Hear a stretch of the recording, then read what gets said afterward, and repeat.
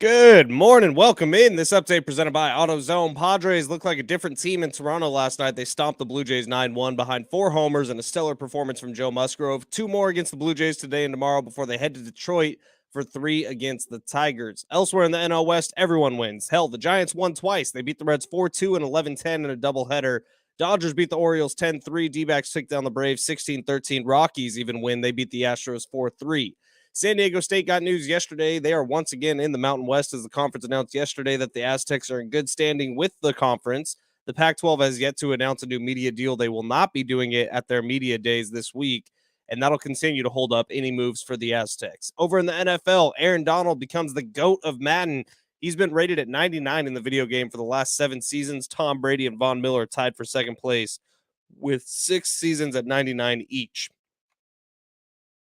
Starting Stronger starts at AutoZone, where they've got battery solutions in the form of free battery testing, free battery charging, and replacement batteries that fit your needs. That's what makes them America's #1 battery destination. So get in the zone, AutoZone.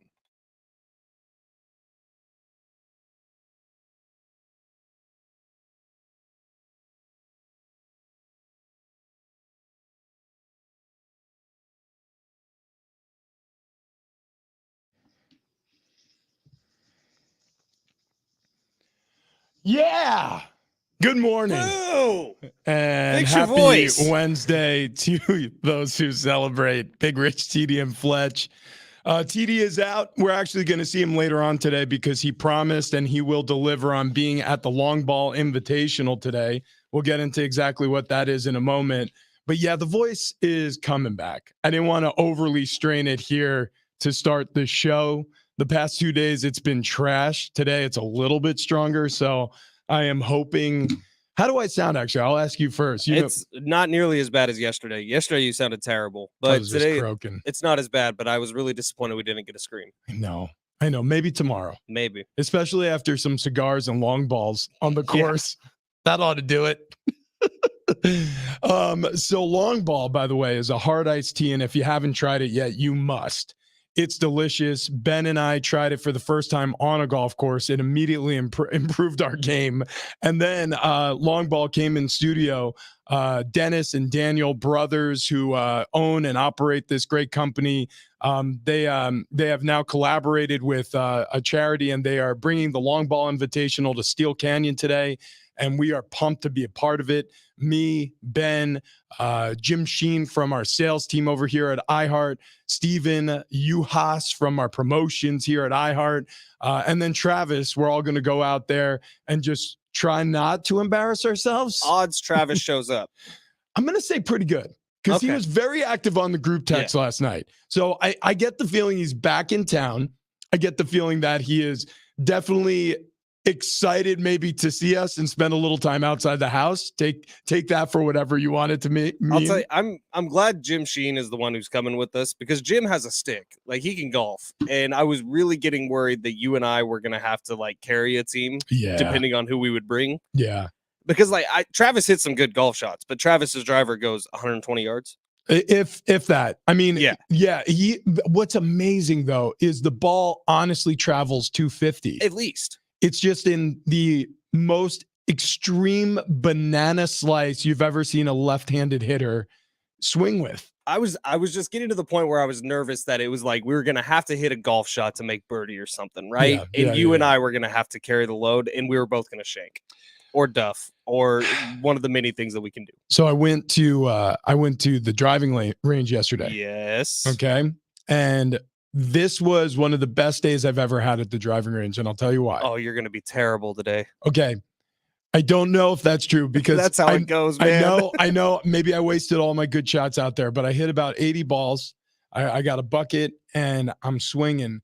And what I did was I didn't look to see where the ball went.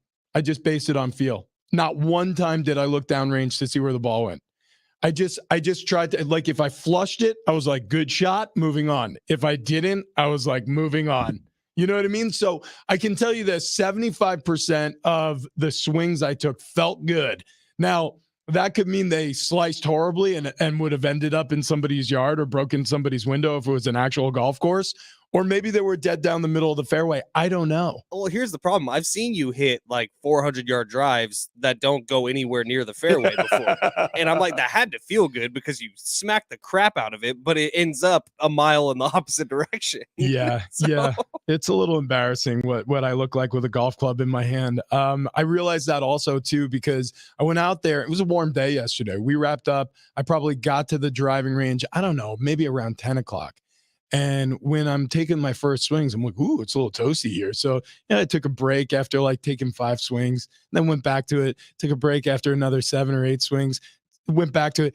Dude, I soaked through a t-shirt to the point where I was walking out and people were looking at me like something happened. Wait till today because we're going to East County today. Oh, yeah. It's going to be toasty. It's It was gonna be toasty. 97 there yesterday. Oh, my God. Is that true? Yeah. Oh, we better hydrate, my I friend. know. Yeah, Long ball's very hydrating, actually. it is. It is. Well, yeah, that's what I'm talking about. Daniel from Long Ball is actually going to be joining us on the show today. We're excited to talk to him ahead of the Long Ball Invitational. Also on the show today, our best friend, Kevin Acey. And he's not in California, so we might be able to get him on the stream, which we need to get you on the stream. Oh, shoot. I never clicked the link. I have the camera set up. I never clicked the dang link. I'm excited to talk to Kevin because there was a lot of moves yesterday made by the Padres, a lot of stuff that I think needed to happen weeks ago. But Luis Campusano's back, which I think is great news. Austin Nola, DFA, or back down to AAA. Rognedor, which at one point it seemed like he was the Padres savior, right? We've gone through this a couple times, but he's down in AAA as well. And they made some other moves. And I'm wondering if AJ is kind of shifting things around so that once the trade deadline comes, he is easily able to shift people out, bring people in. Who knows what it's going to be? I don't know that yesterday changed anything. What I will say is yesterday made me feel a little bit better. Yeah. Yeah. Well, it always does. It really, honestly, always does when they play that way because we know they're capable of playing that way. It just happens intermittently. We'll get to the Padres in a moment because there's 2 big stories happening that really have a lot to do with each other.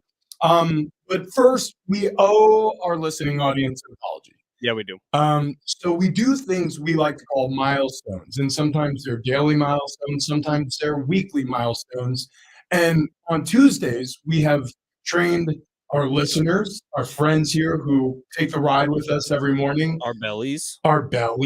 that it's Next Level Fat Guy Stuff Tuesdays. We have recently switched it to Next Level Fit Guy Stuff Tuesdays because we're trying to be good and be keto and do a diet thing. Let's see, you lose any weight? Dude, actually, you are looking slimmer. Dude, yeah. Maybe it's just the tan. Maybe it's the tan, but I do feel tighter. Didn't I tell you? If that makes sense. Yes. Like I told you, I feel fast. Dude, I don't know if I feel fast, but I feel like tighter. So when I weighed in on Friday, I weighed in at 306. I haven't weighed that much since I was playing football. Since then, if I were to guess right now what I weigh, if we don't have the scale in studio today, but I would guess I've lost 5 pounds since then. And it's only Wednesday. I would guarantee it because I feel lighter. Like my arms don't feel like I'm underwater anymore. Like I feel like I'm not fighting so much gravity. I don't know, man. Like this is working. Keto might be working. Well, I think it does. Like the science that I've read about, it works really well for like 15 days. Nice. And then it kind of falls off a cliff a little bit. Perfect. But if 15 days of this and then 15 days of something else, like that's kind of the route we're on here. So yeah. Well, we just got to keep it up. I guess it's consistency. Everybody tells us that. But anyway, so getting back to the apology. So on Tuesdays, it's Next Level Fit Guy Stuff. We completely forgot about it yesterday. I don't know if we forgot. I thought we weren't supposed to be eating. Well, right. Yes. That's an excuse. And we're dieting. You were back from Cancun, and we hadn't spoken much over the week when you were away to leave you alone, let you celebrate a vacation. But yeah, what me and Travis did last Tuesday is we made the KFC double down with grilled chicken breast as the bread between which had the cheese and the bacon. And then we had a keto expert come on and tell us that we did keto all wrong. That was a lot of fun. But this Tuesday, we should have done something, but I completely forgot about it. I have no excuse. You're back from Cancun. So today, we are going to rate jerky. I like this. And not just beef jerky. We got bacon jerky. We've got pork tenderloin jerky. We have turkey jerky, and of course, beef jerky. We even have zero sugar beef jerky. I'm very curious to see what that tastes like. I've never had that before. There's all sorts of jerky in that bag. So we're going to do that. Also, Four Corners coming up in just a little bit. That's one of our Tuesday features where we span the four corners of the map to bring you the best stories in the world. There's some weird ones today, man. Yeah, I deputized Ben to handle all of the Four Corners stories, and they are ridiculous. The internet's a dark place. It's a really, really dark place. Okay, also coming up on the show today, we have your chance to win a pair of tickets to see Bryan Adams with Joan Jett on July 26th, VA House Arena. Tickets and info available at Ticketmaster.com, or keep listening because we're going to play a little sitcom rodeo. Yeah! And we have a computer that works today. Dude, you have no idea. I don't even know what to compare it to, but it's as if I've been forced to. Okay, I know exactly what to compare it to. When you're younger and you like break your arm, right? Yeah. And okay. you're in class and you have to write with the opposite hand for the first time. That's what it's been like for 2 weeks, 3 weeks. That sucks. Honestly, that sucks. I've watched you. You've been scrambling for things, having to retrain how you do things back there on the board. Look, the reason why I know what you do is difficult because when anybody else tries to do it for our show, they have that moment where it's a deer in headlights moment where we ask for something and they look at us like, what?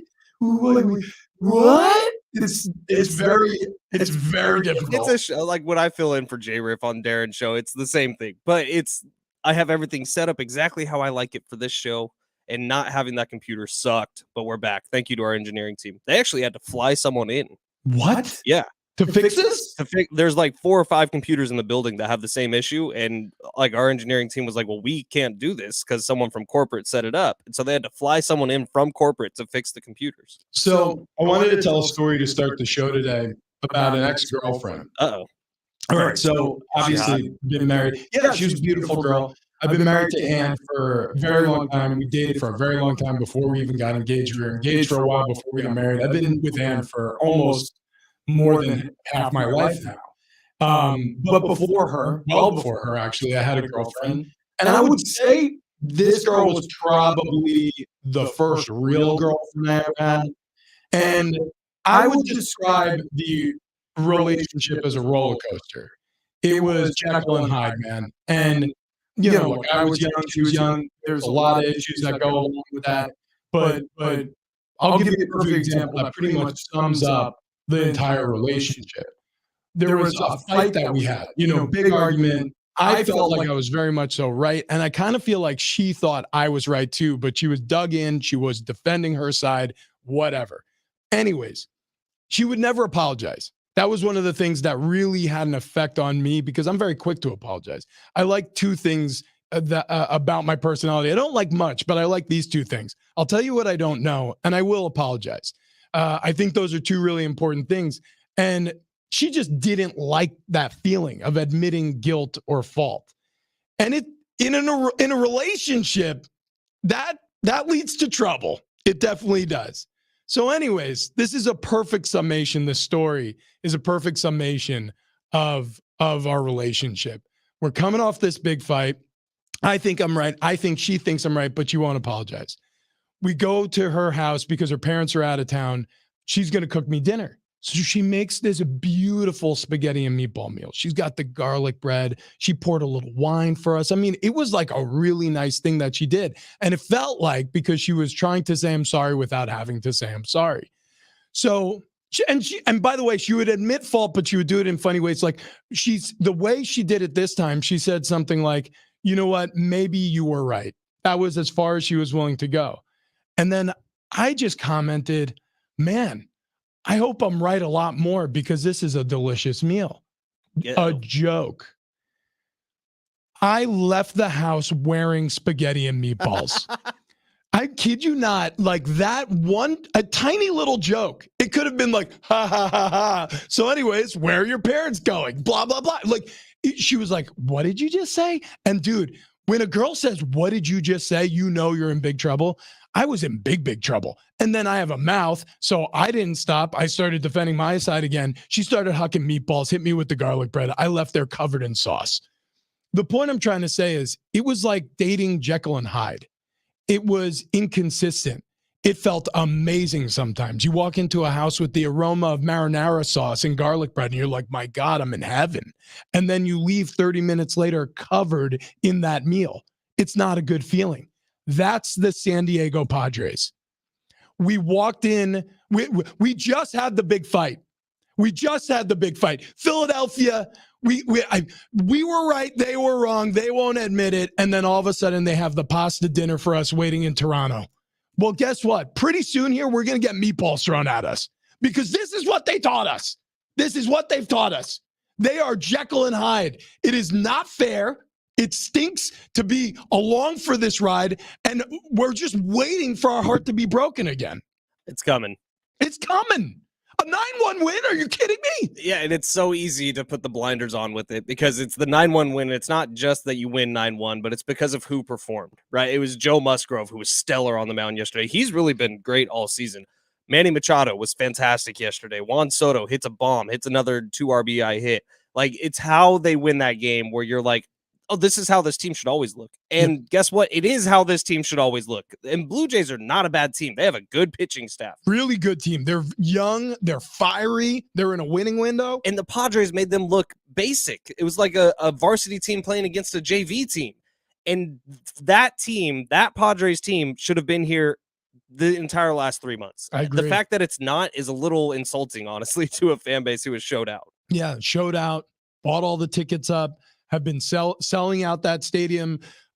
Not only selling it out, obviously it's sold out, but also going to games. Like, even though the Padres have been kind of trash this season, and I mean, like, don't get me wrong, they have great players and they're capable and they have the potential to be great, but it's been a pretty lousy season. And they'll tell you, every single Padres player in that clubhouse will tell you this too. It's been a below standard season for this team. What's interesting, though, is, you know, obviously when you're in a relationship, whether it be with a person or a team, somebody's in control of the emotion, right? In a relationship, it's the individuals. Obviously, somebody's got to bend, and otherwise the relationship will break. And it could happen on either side. Well, here's the crazy thing about all this. The person who's supposed to be the most tapped in to the emotion of this ball club, the person who's the liaison between the clubhouse and the front office, the clubhouse and the fan base, is Bob Melvin. And I remember when Bob Melvin was hired, I was like, great, we have an adult in the room.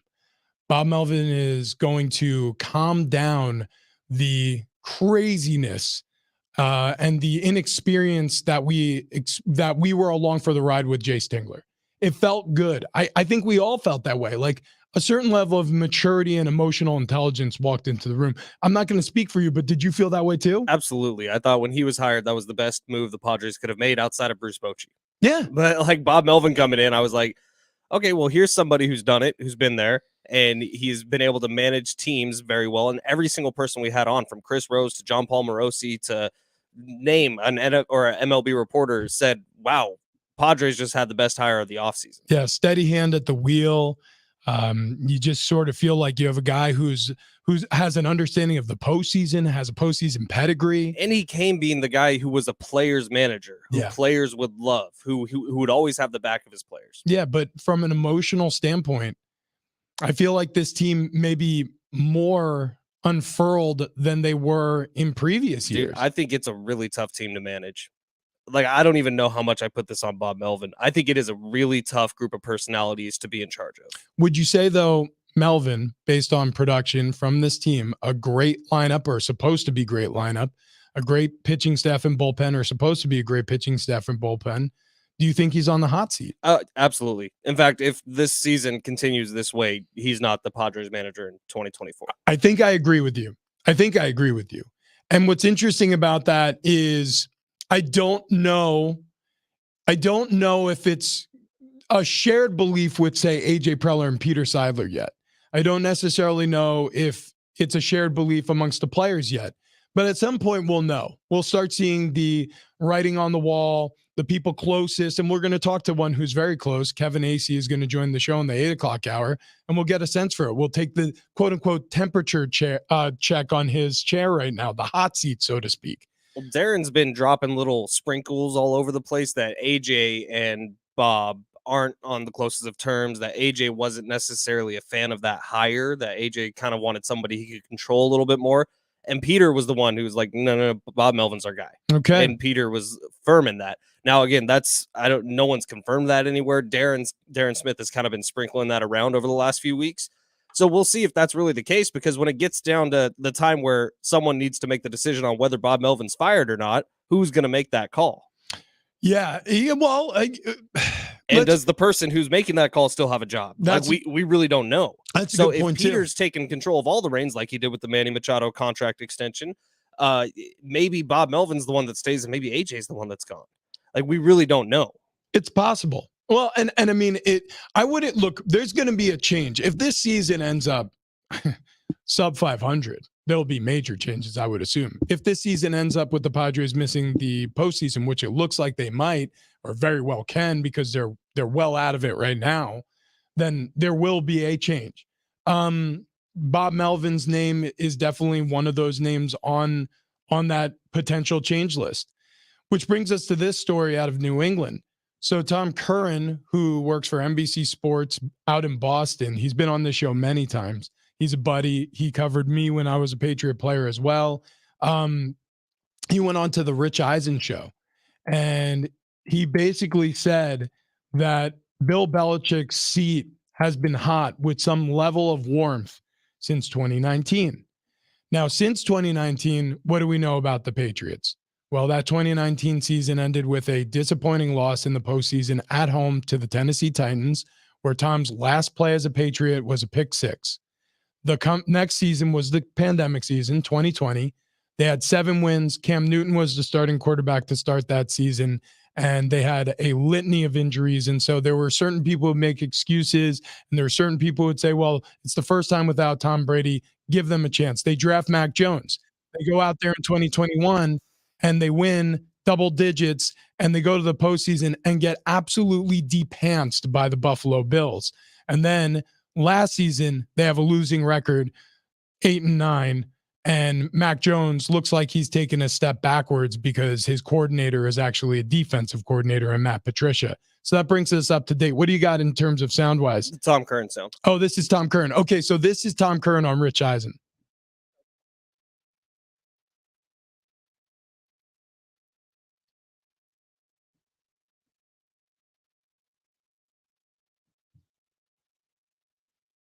Yeah.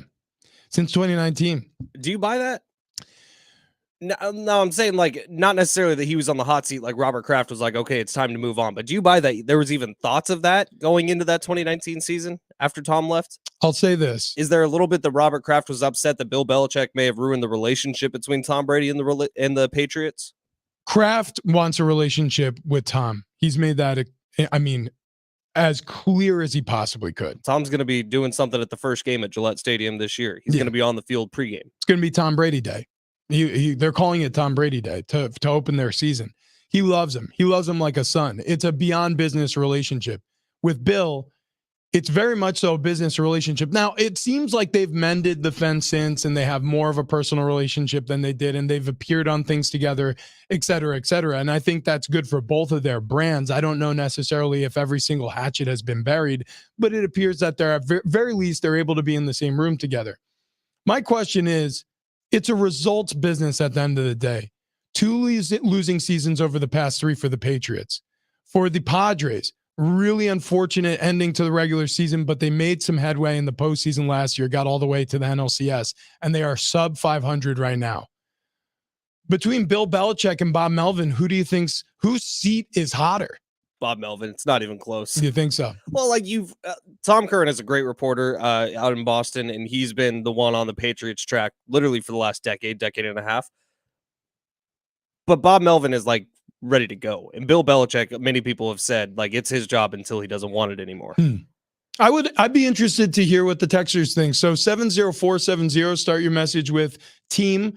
If you want to text the show, between Bill Belichick having 2 losing seasons over the past 3 seasons and what Bob Melvin has accomplished here in the 2 seasons as the Padres skipper, who do you think seat is hotter right now? Would love to hear everybody weigh in on that. And coming up next, we meant to do it yesterday. We're going to do it here today. It's 4 Corners on Big Rich, TD, and Fletch.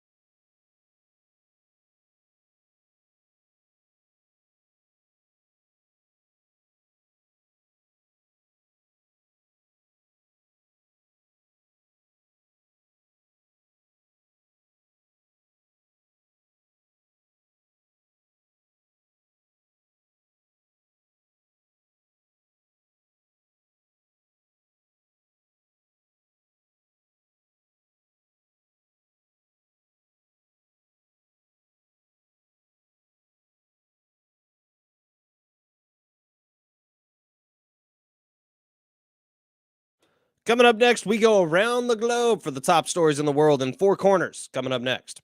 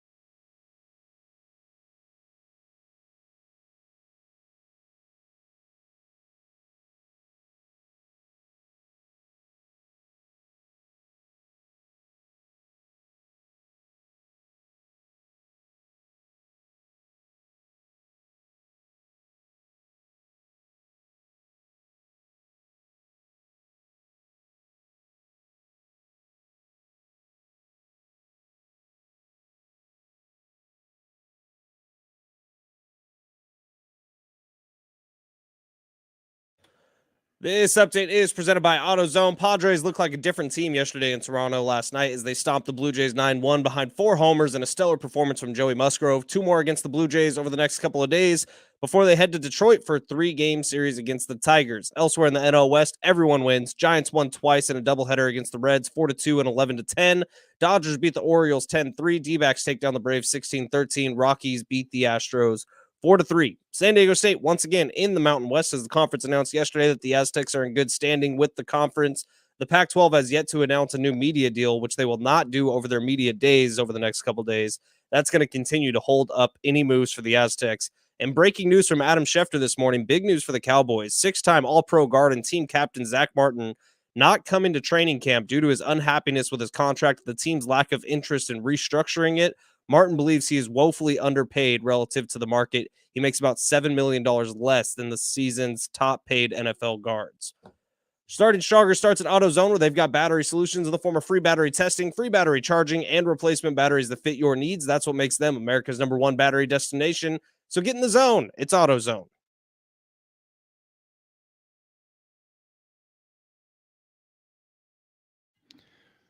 So big congratulations to Corey yesterday, who won our Brian Adams tickets by following us on Instagram. So all we asked our listeners yesterday to do was to follow us at Big Rich TD Fletch on Instagram, and then they could win a pair of tickets to go see Brian Adams and Joan Jett at Arena on July 26th. It was that simple. Today we're going to play a little sitcom rodeo. That's coming up a little bit later on. We've got some. Let me ask you this question: how would you? 5 for 5. Yeah, easily. I sent you 6 clips though. Oh, 6 for 6 then. Okay, but these are all my era. Yeah. Outside of one of them, which was a little bit before. This one skews a little bit younger. Yeah. This one skews a little bit younger. So I mean, I've seen every episode of all these shows. Is that true? Every single one of them. Interesting. Including the very last one I sent? Yeah. Interesting. Okay. All right. So this is wheelhouse work for Fletch. We'll see how everybody else does when we play sitcom rodeo. But today, we forgot to do it yesterday. We have to span the 4 corners of the map to bring you the best stories in the world. It's 4 corners. Where are we starting today? There's some interesting ones going on right now. So I don't know if you saw this. It went viral on TikTok a couple days ago. But these divers in Taiwan found this fish. Like while they were swimming, this fish was making a beeline straight up. And it's called the apocalypse fish. What? Because it only comes up when an impending massive earthquake is about to happen. So now that's been discredited because it came up because it was wounded, and so it's getting ready to die, so it was going to shallower waters. But yeah, interesting. usually when Okay. this fish is coming up from the depths and it's like massive, and it looks kind of like a sea serpent, I'm gonna click click on that this link thing, and go down and look at this thing. Oh my god! It's so scary. Oh. But usually they only come up when an earthquake is about to happen. And I guess the area that it's at is right over one of these massive faults that scientists have been worried about for a while, like thinking that thing is going to make a tsunami. Dude, I love the New York Post. The opening line of this article, because it's an enormous fish covered in shark bites, making its ascent to shallower waters, like you said. The opening line in the article is "Holy Diver." You ever hear that song? I think it's Judas Priest. I forget. Holy Diver. You remember? No, you've never heard that song? I don't think so. Okay. Well, anyways, yeah, this is awful news. If it's unrelated to its impending So this death. one is 6 feet, right? Which is Yeah. a big fish. Like you see a 6-foot fish, you're like, get the hell out of here. Yeah. They can grow up to 40 feet. Holy cow! Wait a second. Oh yeah. Okay, so it says right here, divers estimated the earthquake fish measured around 6.5 feet long, while big doesn't compare to their max size of 56 feet long. 56. Good. Holy crap. And imagine if you saw a Lord. 56-foot thing that looked like that. Okay, I will say this: that fish doesn't set off alarms like a shark does. Imagine if it was 56 feet long. Yeah, I mean, it still looks kind of delicious. I don't know. I'd eat it. Yeah. All right, next story. Check this out. Florida man. This is the headline. Florida man uses a stapler to attempt to rob a public supermarket. Okay. This is in Miami. So Of course. You know the old trick, like, hey, Rich, I have a gun. Yeah. You put it under your thing. Yeah, under your So shirt. he did that with a stapler. Yeah. So Patrick Abbott, 31, entered a Publix in Biscayne Boulevard, gave an employee a note stating that he had a gun. He told her to put the money in the bag. After an employee read the note, she pretended to help one of her coworkers and called for help, according to NBC. Abbott left the Publix empty-handed, but was caught by Miami police throwing the note away. The gun he claimed to have turned out to be a stapler. Did you ever have stapler fights when you were a kid? Yeah, when you just shoot staples. Well, okay, so that happened. And then the next level to that was you swung them at each other and tried Never to get did that. Okay. That sounds like assault. So me and a bunch of classmates in middle school started doing that. And I remember one day we got caught like red-handed in the hallway with two staplers from a classroom. And so we were in trouble, we thought. Anyways, they took them away from us. I was wearing like a dark blue or a black t-shirt. Wait, hang on. Go ahead. Like when this would happen, would it like break skin? Oh, yeah. Oh, it would embed it. Like, I mean, usually it hit you in the shoulder or like your upper arm where you're like picking the staple out. It doesn't hurt. It's kind of like if you get like, I don't know how to describe it. It's like if you get like it would hurt. No. You know what hurts is if they swing the stapler hard enough, like it feels like you're getting hit with a bat. Like you are. Well, like yeah. a nunchuck. Yeah, exactly. Like a nunchuck. Anyway, so I remember after this, we thought we were in big trouble. And like, it was one of those teachers who was cool. He was like, hey, just get back to your class, right? Took the staplers from us. I forgot how many times I got hit. I was taking my shirt off later that night. It was stuck to my body because I had staples still through the shirt into my back. And so as I'm pulling it off, I can feel like them popping out like thorns. Anyways, what's our next story? Well, there's a suburban area out in Florida that has a new invasive species, which I'm so glad is something we don't really have to deal with here. Like, you know, in New York, like Kincaids or what are those little cicadas? Cicadas, yeah. Cicadas. You can hear them every summer, by the way. And just cover the streets, and it's like real scary. But in Florida, they have a new invasive species, and it's because a group of domesticated rabbits got free and started making a lot of babies. Sweet. And then the babies made a lot more babies. And so this suburban area in Florida has like thousands of bunny rabbits hopping around, and they don't know what to do because you can't kill them. Well, whoa. You can't kill a bunny? I don't think or a rabbit. I don't want to make it sound like it's like a house pet, though. Okay, but hang on. Like, these are all domesticated. So are cows, and we eat those. My point is this. Bunny, have you ever had rabbit? Like rabbit stew? But I've heard it's actually pretty good. It's delicious. Here's my thing. You start marketing this. You get local restaurants. You give them a discount on whatever property tax if they go out and they wrangle all these bunnies. What I would say is just let loose a bunch of like Burmese pythons. Now, see, that's like the worst thing you could do. No, yeah, let loose a No, bunch of massive snakes in this neighborhood, this and is they'll take care of the bunnies. this is why you're not in charge of things like this. That is exactly the opposite of what you want to do, because then you have a worse problem, which is giant rabbit eating snakes. And when they finish up with the rabbits, guess what they're going for next? Your children, Or dogs. or dogs, or cats, or kids. Moving on to this, something more local. McDonald's is introducing a new menu for items only sold in Southern California. So check this out. The fast food chain is offering two new food items: the cheesy jalapeno sausage egg McMuffin sandwich. Yeah, I'm in. Dude, that sounds so good right now. Oh my gosh, like this keto diet, Really harsh in our mellow. that is harshing my mellow in a big way. And then also the next one we can't have either, the cookies and cream pie. And you know me, I love a cream pie. I always have. Wait, well, you can't You dump cannot that. say that. It's a cookies and cream I pie. know what. And so we're just talking about Stop. cookies and cream pie. That's it. That's all we're saying. Yeah, you can't just say it in the order you said it. That's the problem. Next story. Who Those do doesn't? both sound really good, and I'm really sad we can't eat either of them.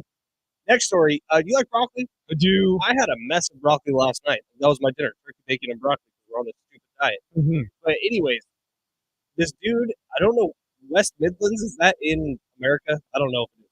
But father of three comes home from the store. He has a big thing of broccoli.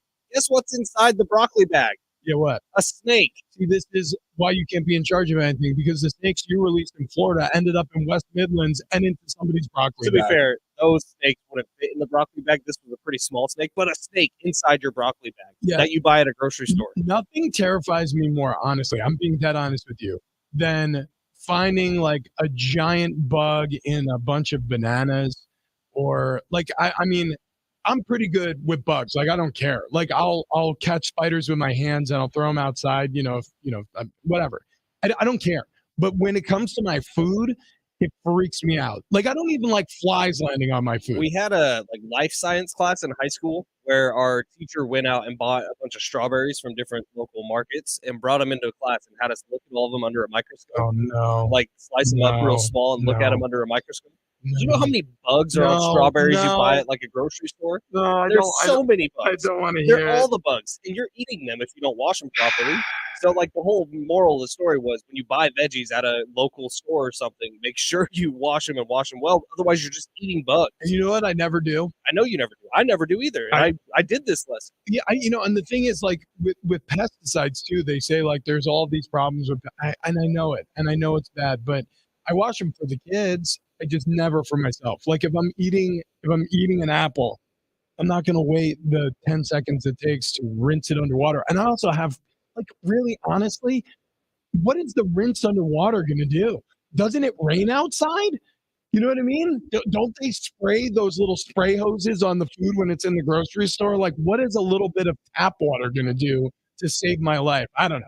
Anyways, that's Four I think it's Corners. just making you feel a little better. Maybe. Because, God, when you look at them under the microscope and you see all these little things crawling around on your strawberries, and that makes me think, okay, well, when I'm sitting at a restaurant and they bring out like an awesome dessert, like maybe a chocolate lava cake with some strawberries on the outside of it, did they wash them? Okay. You're welcome. I'm going to throw up. Anyone sitting down to your oatmeal this morning that has some sliced up strawberries, Yeah. good luck. I need a long ball. That's coming up a little bit later. I can't wait for that. We Long should ball have one invitation. before we head out. We have them in the office. Yeah, we do. I haven't had an alcohol since I got back. Could you throw a couple of those in the Yeah, I refrigerator? can make that happen. Okay. You want the transfusion or the actual long ball? Maybe both. Oh, Okay. We have a big. and we're not driving. Steven is. Life is good today. We got a bud. We got a bud back in the van with us. All right. Staying or going? Staying or going? Staying or going? Staying or going? That's next.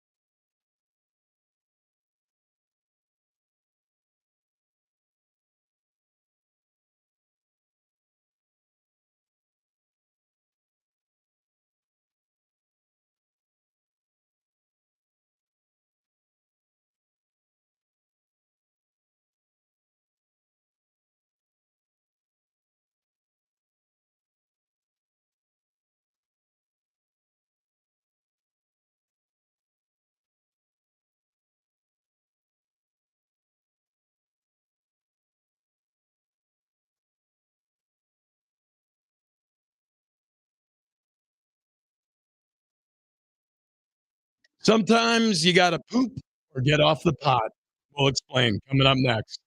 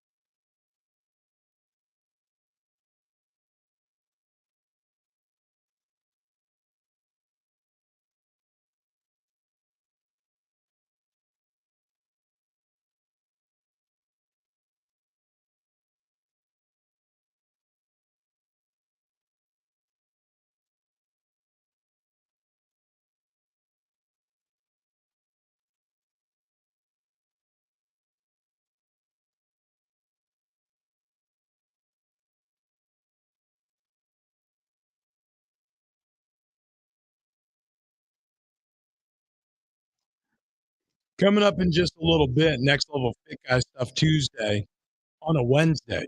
So we forgot to do this yesterday. We forgot about everything yesterday. That's the reason why we did four corners just a second ago.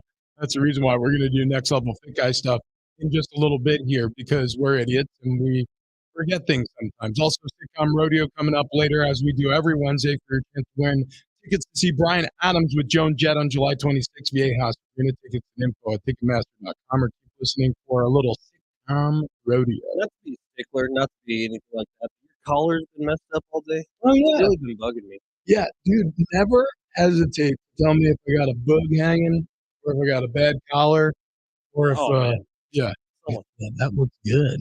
I'm seeing myself in the reflection. Yeah. I bet Yeah. you Travis's biceps look so good right now. I bet you he's like super keto skinny, and Probably. you know what they say: you lose 30 pounds, you gain an inch. I wonder if any of it's coming off his neck. That's a good point. Actually, it may add inches to his neck. If the rest of him gets smaller, his neck is the same size. He's just going to look like, I don't know, like a coat hanger with a thumb poking out of the middle He's of it. gonna look like that guy from 90 Day Fiance. You know the dude that's like, you know what I'm talking about? Yes. Oh, I can't wait to see Travis today. We haven't had our Travis fix in a little while. We'll get that over at the Long Ball Invitational. Also, coming up in the 7 o'clock hour, we'll be joined by Daniel from Long Ball. I'm sure it's a stressful day for him, so we're very glad that he's able to hop on with us. Okay, San Diego State. The tease was, are they staying or are they going? Well, they're staying. So the Mountain West has decided after their board of directors have gotten together, the university presidents, the white papal smoke has left the rooftops. And yes, San Diego State, we will bequeath unto you your $6.6 million of profits that we share amongst each other. Minus whatever legal fees we incurred. Well, that's exactly right, because both sides had to lawyer up a little bit here. This got a little crazy. This got a little silly. This got a little sad, frankly. And that's where my opinion sort of resides in the world where if you're the Mountain West and you're reading the room, you know exactly where San Diego State stands. They're obviously still committed to the Mountain West as long as they can be.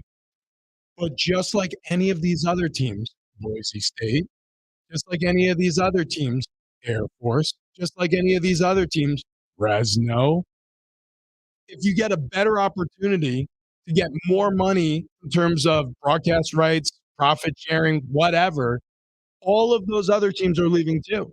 Yep. And when we talk about a conference, this is the same way I talk about the NFL. Like everybody loses sight of what the NFL actually is. It's a group of 32 owners. When you're talking about a conference, what is it actually? It's a group of 12 schools. And those schools are led by people, athletic directors and presidents of universities. And their job ultimately is to make enough money to keep the athletic program going so that it can all feed back into the program. Exactly. And so this was, I mean, from Jump Street, this seemed very, very trivial and stupid and immature to me from the Mountain West Conference side because all these other schools would do the exact same thing that San Diego State is doing if they had the opportunity. And guess what? They know it. So now Pete Thamel is reporting as of yesterday. He wrote an article. It's up on ESPN right now. It's actually really well done. But talking about how it looks like San Diego State will be in the Mountain West for the next 2 years. He blames the Pac-12, and so do I. Like, what the hell is the Pac-12 doing not accepting a media deal? Like, what is the back and forth that they're so far off your number that you can't just accept something with someone and get it done? The Big 12 got this done in 2 weeks. We're like holding on like 4 months now for the Pac-12. What are we doing? If you want to succeed as a conference, you need to get this done, and you need to get this done a month ago. So the Pac-12 media days are coming there this week. That's John and Jim are in Las Vegas for the San Diego State or for the Mountain West media days. But the Pac-12 media days, they come out and say, "Yeah, we have nothing to announce." Yeah. How the hell do you have nothing to announce? It's been 4 months. Yeah. What Yeah. have you been doing? No, I listen. So I have a tiny bit of insight into this. Don't expect anything anytime soon either. No, Um, that's what Pete said. He said it's not going to happen by the end of July, no, and who knows if it's going to happen by the end of the next month. listen. I'm not going to say where I heard this from, but I heard the nearest we could hear about a Pac-12 uh, uh, broadcast rights deal, Labor Day. Like that is the soonest possible. Okay, and again, that's what I'm hearing. You can take it or leave it. It's like, what does it mean? I heard it from someone. Here's the deal, though. San Diego State can stay in the Mountain West for as long as they want because guess what? They are the Mountain West. They are the bright, shining prize of this conference. And that's the reason why, again, steering back to the original point, I felt like this was so stupid from the jump. The Mountain West, it's like cutting off your nose to spite your face. It's saying, oh, yeah, well, I'll show you face. Well, now you're noseless. I mean, San Diego State is your nose. You idiot. And your eyes. Yeah, yeah, exactly. You weren't Uh, pointing to your eyes, and you are on camera. the Pac-12 just needs to get off their butts and get onto their feet. You know what I'm saying? Yeah, no, it's really it's one of those things where it really is. Every once in a while, you can't get caught flat-footed. You know what I'm saying? That brings us to the good feet store every time. So good. Every time. I'm sorry. So the Good Feet store has helped me with a lot of the issues that I was dealing with for a long time: back pain, knee pain, hip pain. Still, every once in a while, I'll wake up and I'll be like, "Ooh, the hip's a little stiff." Well, what's interesting is throughout the day, walking in the arch supports from the Good Feet store, that stiffness goes away. It puts your body in the perfect position, and since your feet are the foundation of the rest of your body, your arches specifically, when your joints are better aligned, you are healthier. It makes perfect sense. So the Good Feet store has helped me. I want them to help you too. You got to go in and find out for yourself with a free, no obligation fitting and test walk. And here's what the Good Feet store is offering: lifetime warranties on those arch supports. We talked about the free test walk. Limited time, they're going to give you a free pair of premium shoes with a qualified purchase. That's a $140 value. Stop by the Good Feet store today. Find your location at goodfeet.com. MLB has been offensive this season. We'll explain. Also, next level fit guy stuff coming up on the other side. It's Big Rich, TD, and Fletch.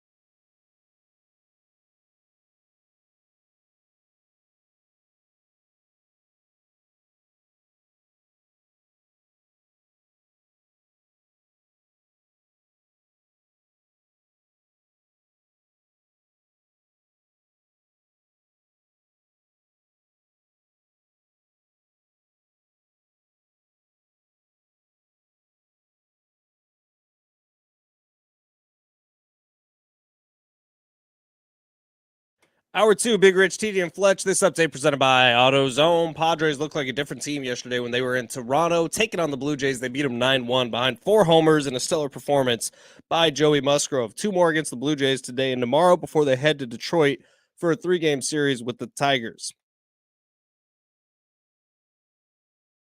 Elsewhere in the NL West, Giants beat the Reds 4-2 and 11-10. They had a doubleheader. Dodgers beat the Orioles 10-3. D-backs beat the Braves 16-13. Rockies take down the Astros 4-3. San Diego State once again in the Mountain West. The conference announcing yesterday that the Aztecs are in good standing with the Mountain West. The Pac-12 has yet to announce a new media deal, which will continue to hold up any moves for the Aztecs between the two conferences. Starting Stronger starts at AutoZone, where they've got battery solutions in the form of free battery testing, free battery charging, and replacement batteries that fit your needs. That's what makes them America's #1 battery destination. So get in the zone, AutoZone.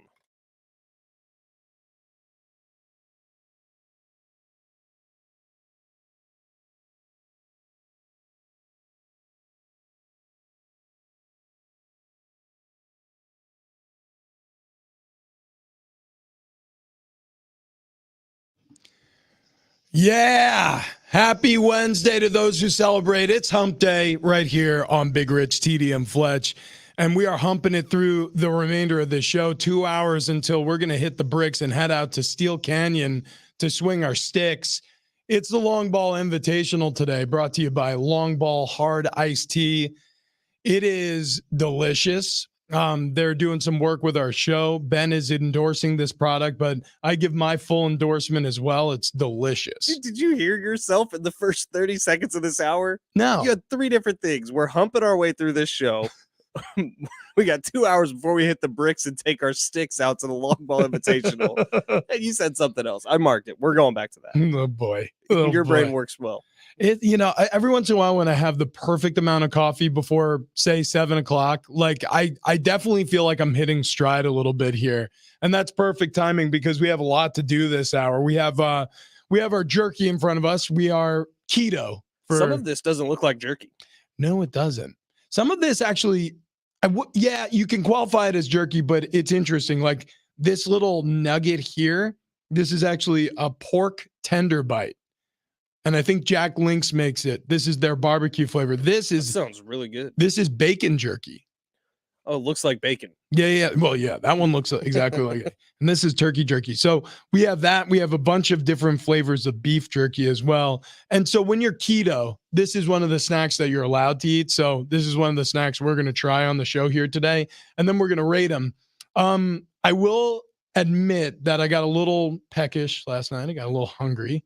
And I opened some of these bags of jerky and so I've already had a couple of the flavors. Okay. Yeah. I thought you were about to admit to eating carbs. No, I was going to come tackle you. No, I was going to save any of the carbs for what we're going to drink on the course today. So our buddy Tony is playing in the Long Ball Invitational. We met on Twitter. Good dude. He actually lives right above Petco Park, so he can watch all the games. Oh, right on. But he tweeted at us yesterday and said, "Will I be able to see you, Travis, and Rich eating hot dogs without the buns, Seagull style?" You're damn right. You're damn right. You will, because we're not allowed to eat the buns. Even though we all love eating buns, it's a big part of this show. There's no doubt about it. Okay, we are going to get into next level fit guy stuff in just a moment. But first, I mentioned it before we broke last hour. MLB is getting offensive.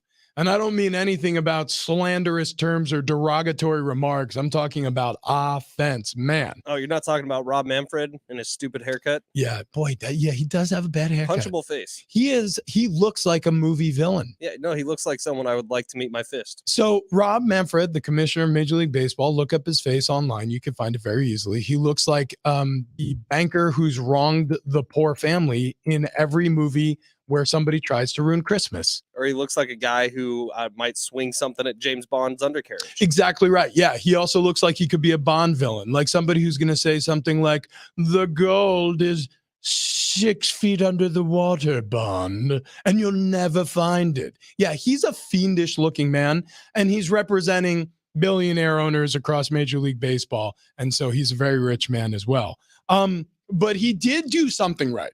I'll give credit where credit's due. Bob Manfred, the commissioner of baseball, and the competition committee in Major League Baseball changed some rules, and they've made better offense and they've made this sport more watchable and more enjoyable on a night in, night out basis.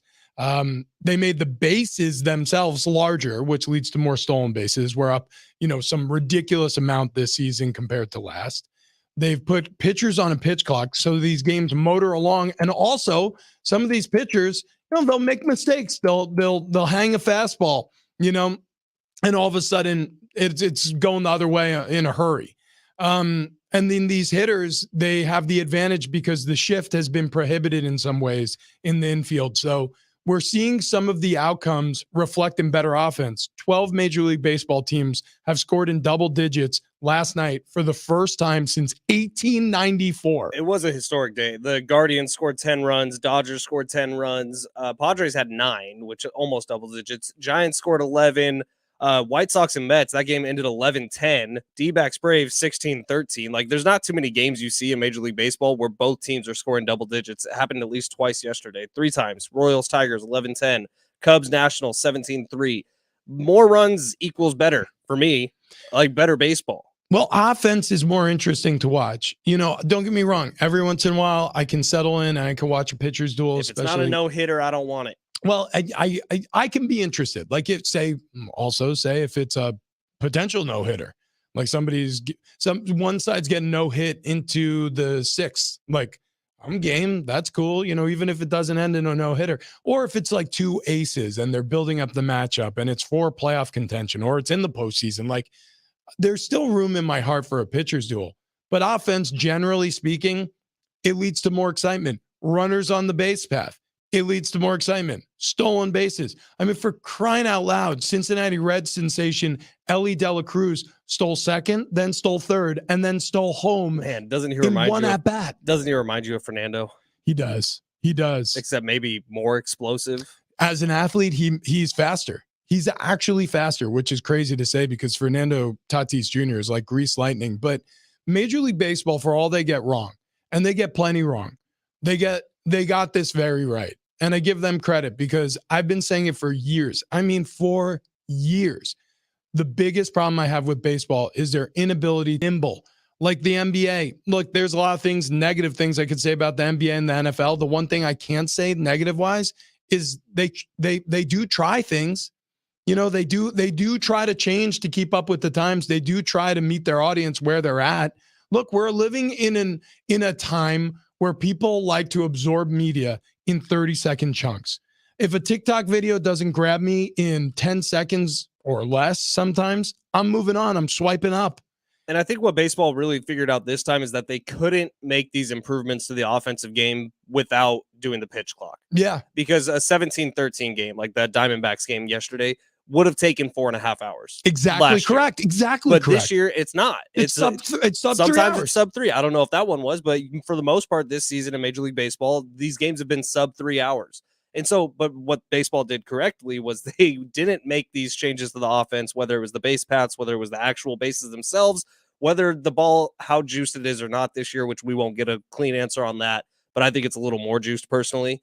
They couldn't do that until they made the game shorter, and they've successfully made the game shorter. And just like we said in the preseason, everyone's forgotten about the pitch clock by this point. And I think most people are fans of it now. Yeah. And by the way, like for everybody out there who is like, oh, the pitch clock is destroying baseball, part of the majesty of this game. I don't even notice it anymore. No. I mean, it's such a long season, A. B, what are you going to do? You're going to complain about the shot clock in basketball? Yeah, maybe for a year, maybe for a month, but then you just get used to it. And frankly, then you start to like favor it. Like you start to like, you start to get mad at the players when they're not like paying attention to the shot clock, right? And then pretty soon it just becomes habit and normal, and it's a part of the rule book. It's the same thing with baseball. Yes, I'm sure there are still some holdouts where they're like, I miss old baseball. I could sit down and watch a 4-hour game. You can't waste my time with baseball. I love baseball. I love baseball. I love baseball. Sure, fine. You're in the distant minority on this argument because most people are either indifferent to it or they actually like it. Yeah. Also, once it gets to playoffs, I think there'll be a bigger reaction to it because more people are going to be watching every team. And I think playoffs is like the one time where personally I could sit down and watch a 4-hour baseball game because usually it's high drama. Usually playoff games end 4-3. it's tight, it's close, and the pitching changes are happening, and you can get to an at bat where it's a 3-2 count and a pitcher takes damn near a minute, and it's like, oh my God, and you're waiting on every moment like it's life or death. I agree with you, and I'm right there with you. And I do feel that drama build and the anxiety build. I still have a feeling they might make a change in the postseason, whether it's extending the pitch clock or just tweaking it. Could be, but I will say this. I also do find myself sometimes like, come on. Like, why, especially when it's a reliever who comes into the game and, the game has momentum. And then all of a sudden it comes to a screeching halt because this guy, is really taking his time. That stuff does get to me, and it doesn't get to everybody. And I understand that, different opinions, and nobody's wrong. Everybody's entitled to their opinion, blah, blah, blah. But there are times where even the announcers they'll start running out of things to say, and they don't want to just let ambient noise play over the telecast. And so they'll start complaining, which brings more attention to it. They'll be like, all right, and Ramirez really taking his time here, because they're like, let's go, because they realize the drama, those moments, you can only sop it up for so long before you start getting distracted with how long everything's taking too. So I don't know. Again, that's my opinion. Other people have different opinions. I think baseball looks a lot better this year than it has in years past. That's how I feel also. Text line's been blowing up today. Sorry, we haven't really gotten to it. 805, good morning, guys. Watching on YouTube, go Padres, Paris, and Santee. Paris, thank you. If you would like to watch us on YouTube, we stream every morning. Big Rich, TD, Fletch. Type it in. Watch previous videos. We got some stuff up there. That Craig Robinson video is still up there. That was so good. Yeah, Craig was awesome. You weren't there for that. No, I wasn't. Sorry. I don't know what you want me to say. Sounds like a crazy woman. Good riddance to her. Glad you found Annie. Talking about the meatballs. Oh, yeah. Yeah. Look, ex-girlfriends are ex-girlfriends for a reason. It's one of those things where I don't even really know what to say about it. Like, look, I'm not going anywhere in terms of the Padres. That was the comparison I was making, but it is difficult when you're dealing with an emotional roller coaster on an evening out, evening basis. You don't know who you're getting. Is it Jekyll? Is it Hyde? And those are difficult times. And I'm sure I'm speaking to a majority of our listeners when I say there is probably someone in your life or somebody who was in your life who reminds you of the Padres this season. Sometimes you got to let go. Sometimes you got to cut free. And maybe it's time to cut free on this season. We'll see. But it was like when we were talking to Darnay Tripp yesterday, and I said, it's bad when the best week of your season was before the season started. Because that week right before the season started, the lead up to it, the amount of excitement that there was in this town, in this city, was so fantastic. And then right away, they lose 2 to the Colorado Rockies. And you're like, ugh. And then right away, they lose a couple series in a row. Ugh. And then they don't go on a more than 3-game winning streak all year long. Ugh. They haven't won an extra innings game all season. Ugh. It just gets worse and worse. Yeah, it's one of these seasons where I sort of feel like with the Padres, and I'm sure a lot of people feel like this with the Padres, there are times where I have to check out. Like where I'm watching a game and it's starting to go sideways and I just don't have the stomach for it anymore. If this team was different, if this team was maybe a few games over 500, if this team was maybe still out of the playoff hunt, or I should say out of the wild card, but they were a couple of games back instead of being like close to 10, it would feel different, or close to 10 at varying times throughout the season, it would feel different. But this has been a tough season. But anyways, the point of that whole conversation at the beginning of the show was there is some comparison here between the Patriots, who it was just reported or sourced by that Belichick has been on the hot seat since basically 2019. And the question we're asking our listeners this morning, and you could text us at 70470, start your message with team, by the way. That's how we get those texts. Just answer this question. Whose seat is hotter, Belichick or Melvin? Because Bob Melvin, he's driving a Ferrari, but he's not doing a great job around the corners. This is an amazing roster. And if we're going to scapegoat Melvin, or if we're going to blame Melvin, or however you feel about Bob Melvin, how hot is his seat right now, and how does it compare to Belichick out in Patriot land with 2 losing seasons over the past 3? 2 things before we get to next level fit guy stuff and our beef jerky plate. That looks beautiful. Thank you for getting all this stuff. No, yeah, you bet. First thing, do you know John and Jim are in Vegas? Yeah, they're at the Cirque Sportsbook. When do we get to go? I don't know. That's all I'm saying. Well, I mean, we need you to have connections in Vegas, and we need you out Yeah, there. I'm pretty sure John did like all the work for it. Well, okay. Well, I mean, you could do work too. Well, he like knows the dude that like runs Circa, whatever, that big sports book with the outside pool. Yeah, Like their setup Cirque in Las yesterday Vegas. looked badass. Yeah. They were in a big cabana that had air conditioning right out by the pool. Well, you got Craig Robinson, That's true. so why can't you get us out to Vegas? He did. He called you out in that interview too. He He's like, did. "Where the hell's Rich?" Yeah, I told him I would not be in studio if he was here. I said there's no way. There's absolutely no way. No, I'm sad I missed that one. That would have been a lot of fun. The Cirque Sportsbook, I will say this. I've only been there once. I didn't sit down or place any bets. I was walking through. It's amazing. Dude, it looks magnificent. It's absolutely amazing. Yeah. So listen to John and Jim live 6 p.m. We got to do a little jerky rating. So next level fit guys stuff Tuesday. We're dummies, so we're doing it on Wednesday because we forgot to do it on Tuesday. And we have 1, 2, 3, 4, 5, 6, 7, 8, 9 different jerkies to try. Again, it's a mixed assortment. We have, I think we have My mouth is 6 watering. different beef jerkies, and then we have 3 different other types, and we'll get to all that. Where do you want to start? I don't know. Let's start with something beef because there's less of the other stuff. Okay, yeah. So that what makes is this one? Sweet and hot? sense. It seems pretty standard. Okay. This Hot. is regular beef jerky. This is beef. Anything, yeah. You'll know when it's not. Nice and tender. Sweet and hot. Who makes this? I think this might be Jack Link's. I got the whole bag right here. I'll tell you what, I really do like. It's nice because the first bite is sweet. Then you get the hot on the back end. Yeah, they named it correctly. Ooh, that does have a little That bit is of nice. it. I love beef jerky so much. Okay, that one's very good. Oh, we That- should have started with original. I didn't know that was right underneath it. oh, we got OG. Okay, you want to go original next? Uh-huh. Okay, hang on. That one's a little A tougher. little tougher. Original. Nothing wrong. Okay. I'm gonna start scoring these. Sweet and hot. What do you give it? Like, let's Are do we out it. of 10? Let's go out of 10. Okay, 7.5. You go 7.5. Uh-huh. I really liked it. Yeah, I want to give it a higher number because I feel like I could eat a whole bag of that right now. Maybe 8. I was gonna go 8 for the original. 8 for the original. I think we started with 2 8s. Let's go 8 for both. Okay, 8 out of 10. 8 out of 10. Okay, what do we want to do next? What is this? Spicy sesame garlic onion? Is that what it says? Okay, yeah, this is actually interesting. So anybody listening to the show, if you're going to go out and buy beef jerky, they now have what's called 0 sugar options. Oh. Where so they take out the brown sugar and they replace it with some sort of sweetener. I don't It's know. gonna be a low score. You think so? 0 sugar. Yeah. Hang on. Oh.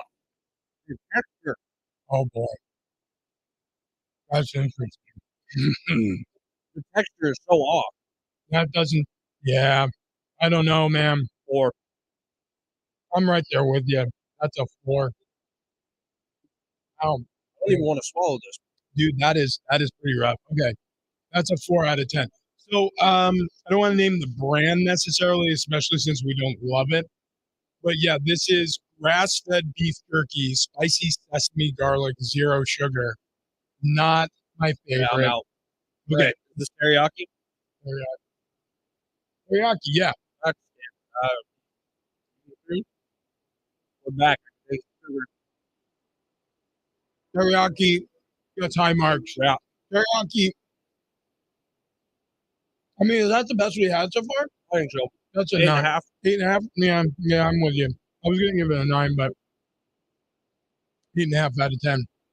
Okay, so far we're learning absolutely nothing. No, this is Because- everything that I knew going in. Yeah, like beef jerky is delicious.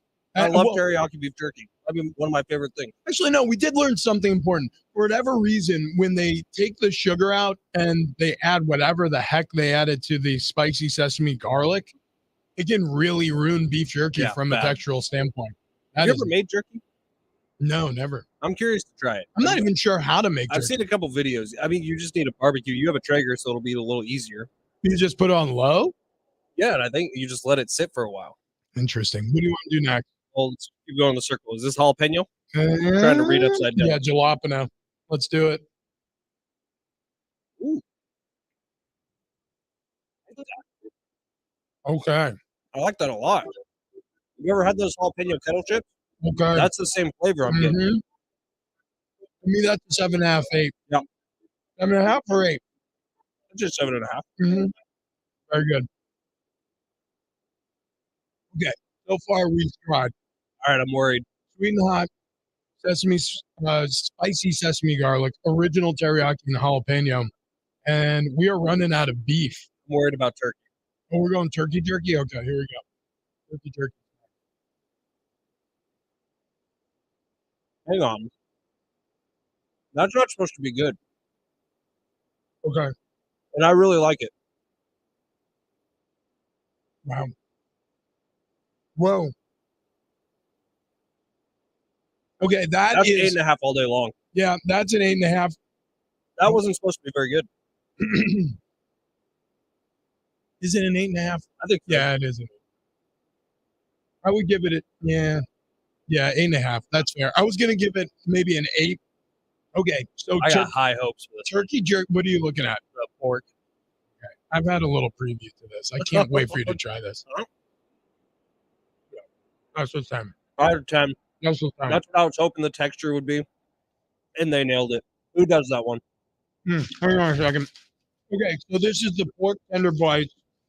It's BBQ flavored, and it is Jack Link's. Look at this bag. Okay, well, This is perfection. This is the way I'll describe that. It is basically like a little nugget of meat. So imagine if you diced up or cubed up a steak, and then you turned it into beef jerky. That's Except exactly it's pork. that's exactly what I wanted. That Dude, that's incredible. The texture of that is perfect. It's not too chewy. It's not too tough. Oh my god, it's good. You want to hit the pepper jerky before we finish with the bacon? Sure. Okay, pepper jerky. This is regular beef jerky. Let's give that a shot. Okay. I like pepper jerky. Okay. I like beef jerky so much. This to me is a 7. Yeah, it's fine. Yeah. I mean, nothing special there. I like original better than pepper, actually. Bacon is our final. And also, let's see who makes this. Oh, it's also Jack. So this is never had bacon jerky, but it looks like bacon. thick cut bacon jerky. If you look at it on camera, anybody who's at YouTube, yeah, this is looks like bacon. I'm honest. I don't like it. I'm a little disappointed. Yeah. 6. I might give it a 5. Yeah. I mean, we gave a 4 to the sesame garlic. Maybe I'll give it a 5.5. That's fine. That's not good. That is not good. You know what's odd about that? They didn't put any salt in it. That's bizarre.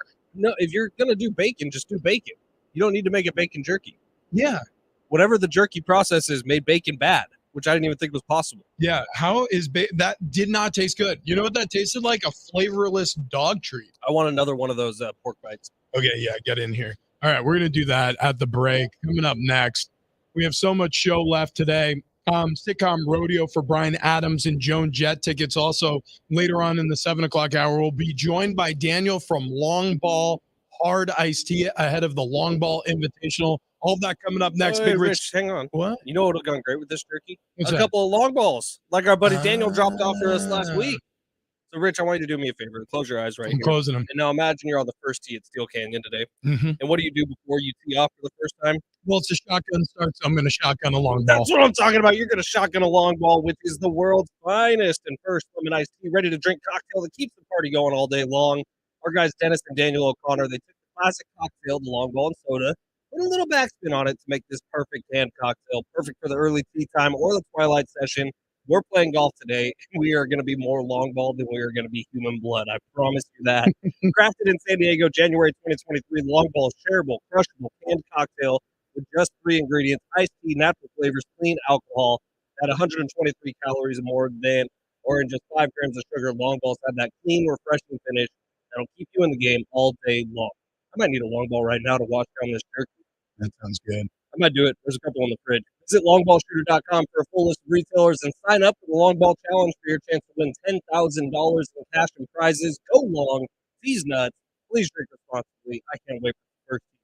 Sitcom Rodeo coming up next. If you want Brian Adams tickets, we need a caller on the line. 844-570-1360, the number to dial. 844-570-1360. Sitcom Rodeo for Brian Adams Joan Jett tickets coming up next.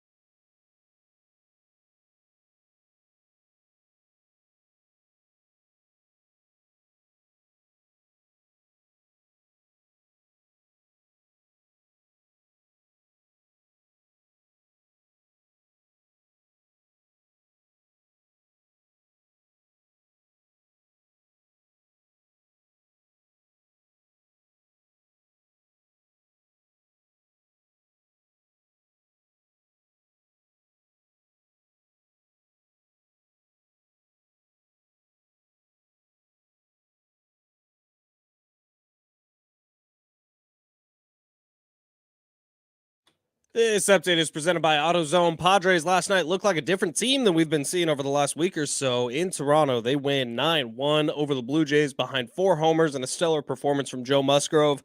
2 more against the Blue Jays today and tomorrow before they head to Detroit for 3 games against the Tigers, Elsewhere in the NL West, Giants beat the Reds 4-2.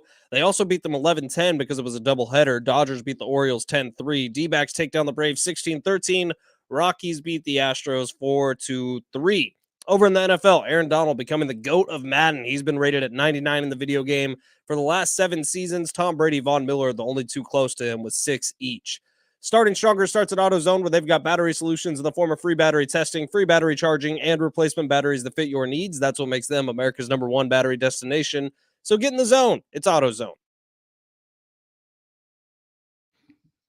Yeah, so we have our official ratings on beef jerky. Well, I should say our jerky ratings. Original got an 8 out of 10. Sweet and hot got an 8 out of 10. Pork tender bites, BBQ flavor from Jack Link's. Got to give them credit. 10 out of 10. Turkey jerky, shockingly. Way better than I thought it would be. 8.5 out of 10. Which, by the way, I'm glad that we're doing this keto thing because it introduced me to turkey bacon. Oh, yeah. Which I am a big fan of. Yeah, it is pretty good. It's not bad. It's not bacon, but it's not bad. No, it's definitely not bacon. Occasionally with turkey bacon, I find that I need to add salt too, which unfortunately with the bacon jerky we tried, it was just tasteless. Needed salt. Yeah, it was weird. Or something. That was a 5.5 out of 10. Pepper jerky, pepper beef jerky, that got 7 out of 10. Jalapeno beef jerky got 7.5 out of 10. Spicy sesame garlic, 0 sugar flavor, 4 out of 10. That came in dead last. That might have been generous. That might have been generous. That was pretty disgusting. It was bad. I'm curious after a couple of long balls if it improves the taste of the spicy sesame. Well, they're garlic. in the fridge, Richard. Oh my God. Maybe when we talk to Daniel next segment, we can crack one open. That sounds good. That sounds really good. Daniel O'Connor, right? He's going to join us. Daniel O'Connor. I forgot his last name. I've been calling him Daniel from long ball the entire day. Daniel and Dennis, they're brothers. Mm-hmm. And they're gonna be out at the Long Ball Invitational at Steel Canyon. It's their inaugural event celebrating the launch of Long Ball Hard Iced Tea.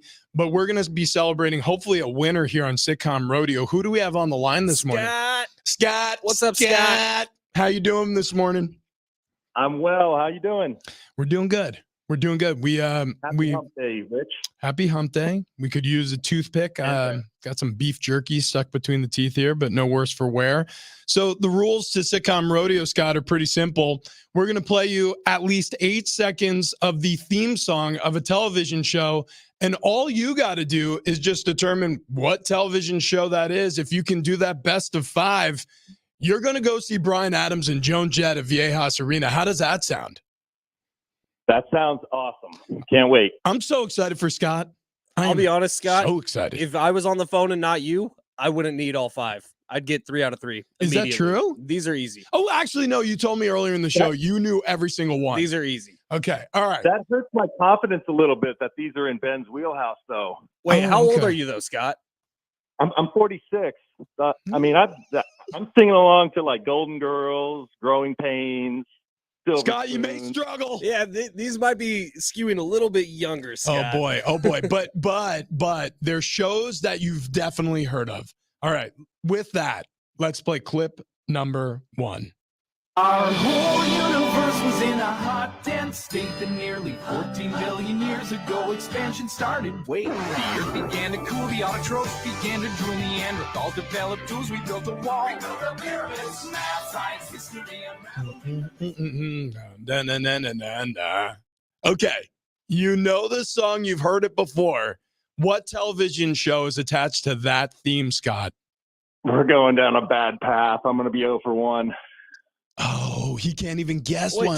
Throw a guess out. Yeah, try one guess. Dude, I'll go with the Wiggles again.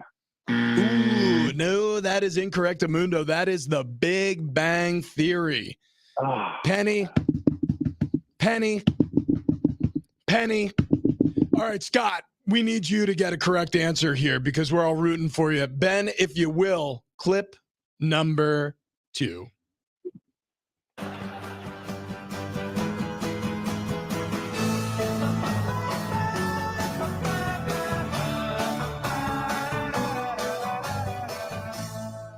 All right. You heard it. You know it. Scott, can you name that show? Oh, God. That 70s show? Oh, I am sorry. No, that is incorrect, Amundo. That's How I Met Your Mother. How I Met Your Mother. Oh my God. Remember Barney, the suit collection he had? And that, kids, is How I Met Your Mother. Okay. You actually remind me a lot of Marshall Erickson. Yeah, there is a little You're kind of carryover. big. You got big hands. Yeah. Yeah. And also, I fall fast in love. Yeah. I really do. I really do.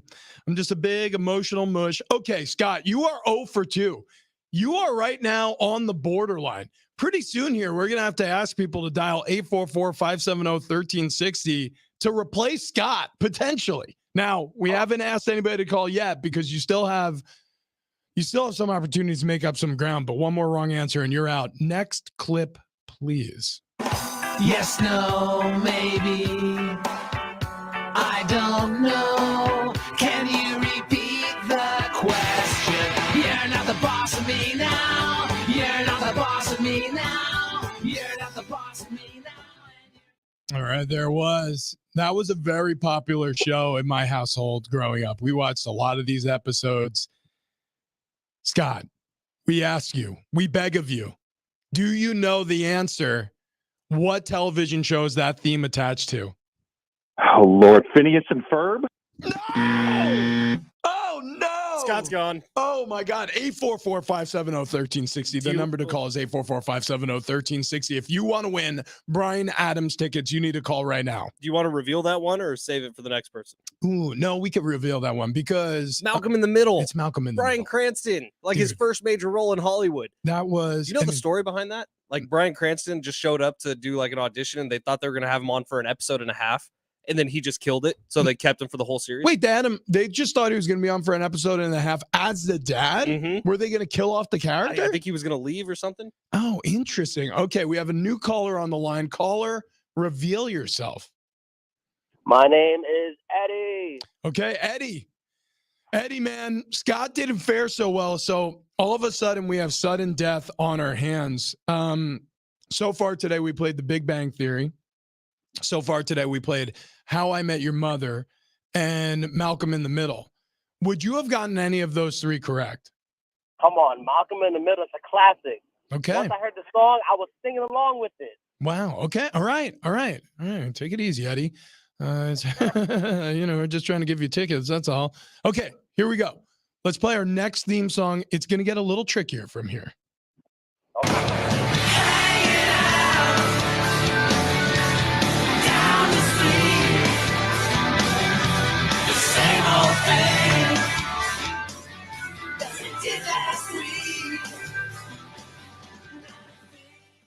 You've heard the song before. I guarantee it. You just need to know what show that song's attached to, and you can win the Bryan Adams Joan Jett tickets. So I ask you, Eddie, in sudden death, name that show.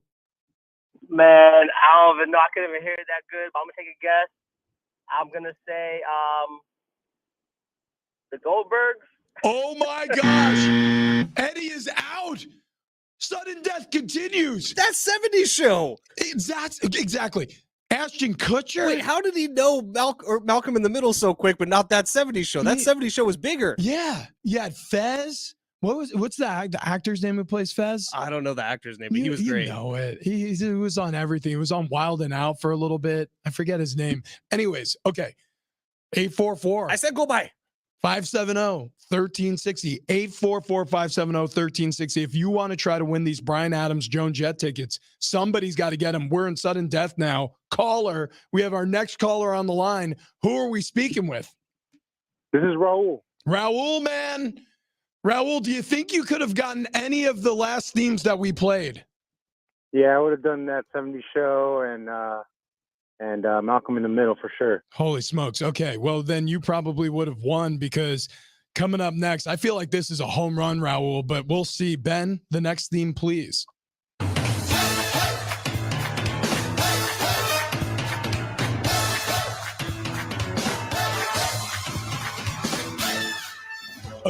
Okay, Raul, you've got to know this one. You've got to know this Tip one. of my tongue.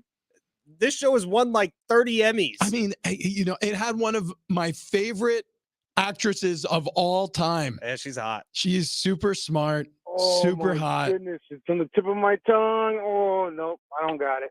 Oh my God, Raul is gone. That was Modern Family. Nobody may win today. All right, we got one song left. We got one song left. So 844-570-1360. Who we got? Ooh, you sound like a robot. Could you say your name one more time? Wow, hang up. Okay, here we go. 844-570-1360. We have one television theme song left to play. 844-570-1360. If you want to win the Bryan Adams Joan Jett tickets to go see that show at Viejas Arena, July 26th, you have to call in right now.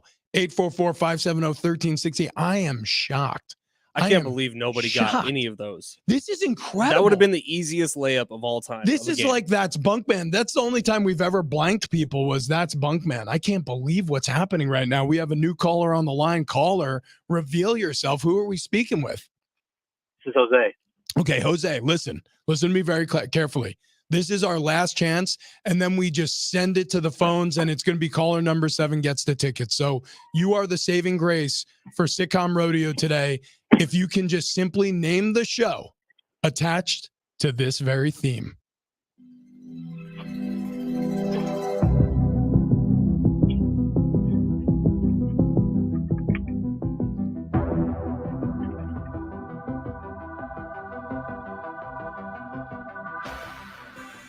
Wow.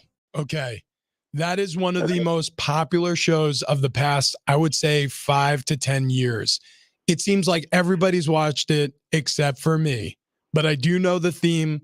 The question is, Jose, do you know the theme? What television show is that?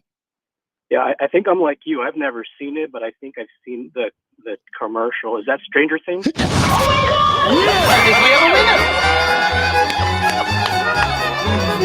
Congratulations, Jose. You are going to see Bryan Adams with Joan Jett on July 26th at Viejas Arena. Tickets and info available at Ticketmaster.com, or keep listening all week long for the next opportunity to win those tickets. But holy smokes, Jose, how you feeling after the win? Well, we got to wrap it, so we put him on hold. Okay, Daniel O'Connor, long ball, hard iced tea, joins us next right here in studio. Big Rich, TD, and Fletch after the big win for Jose.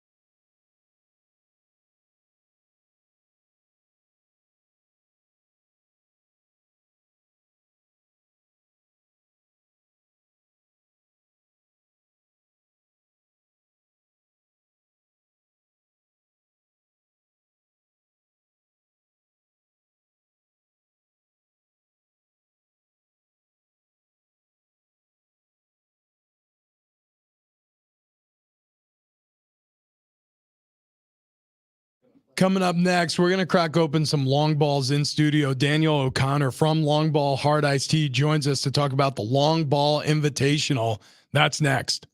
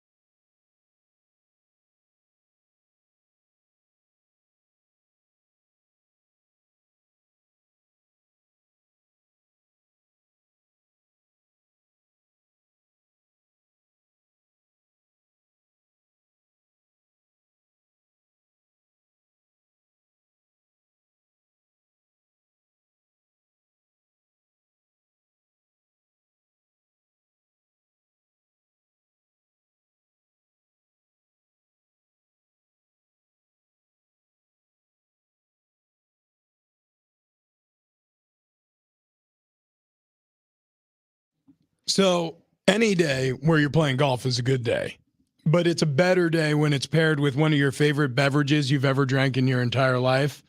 We got some Long Ball Hard Iced Tea in studio right now. There you go. You got to crack it right on the mic. That's the best sound. That's on my, that wakes me up in the morning, that sound. Daniel O'Connor joining us in studio right now. How you doing this morning, Daniel? I'm doing great. Never been better. You a Beautiful little day. nervous? A little nervous about the big tournament, but I think we're gonna pull it off. I mean, we have what don't we have kind of a thing. The whole every stuff on every hole. Helicopters dropping golf balls for a 50-50 raffle. That's amazing. I mean, chocolate fountains, maybe a petting zoo. I don't know. It's gonna be crazy out there. I'm so pumped. I mean, this is going to be something we're gonna pump out on social media. So anybody who follows Fletch Sports on Instagram or Rich Ornberger on Instagram or Big Rich TD Fletch on Instagram. You're going to see it all there. Obviously on our Twitter, Big Rich TD Fletch, TikTok as well. We're going to post as much as we can. This is going to be really exciting. We cracked open some long ball. What are we sipping on? This is a white can? I love this stuff. Yeah, this is the OG. Little 5%er goes Dude, out I smooth. love this so much. Yeah. Oh, it tastes good with ice too. I tried that over ice last weekend, and I got to be honest, I think it's the way to go. It's not bad. Everybody can do their twist on it. No, I like the ice too. Don't get me wrong. I'm an ice guy. But when you're out on the course and it's in the ice and you pop that thing and drink half of it and first gulp, that's always a good sign. We didn't have these cold because we're rookies. It was a mistake. Yeah. We left it on the floor in the office, or not our office. We stole an office, basically, is what happened. We're not supposed to talk about it, but we do sometimes. It's basically in Narnia. We found a section of this building where nobody goes, and there was just some office with some random stuff. So we took it over like pirates, and there was some leftover stuff. So we were like, man, we didn't think anything of it. We just put it out in the hallway. Turns out it was a program director who visits this iHeart in San Diego like twice a month, and he wasn't thrilled.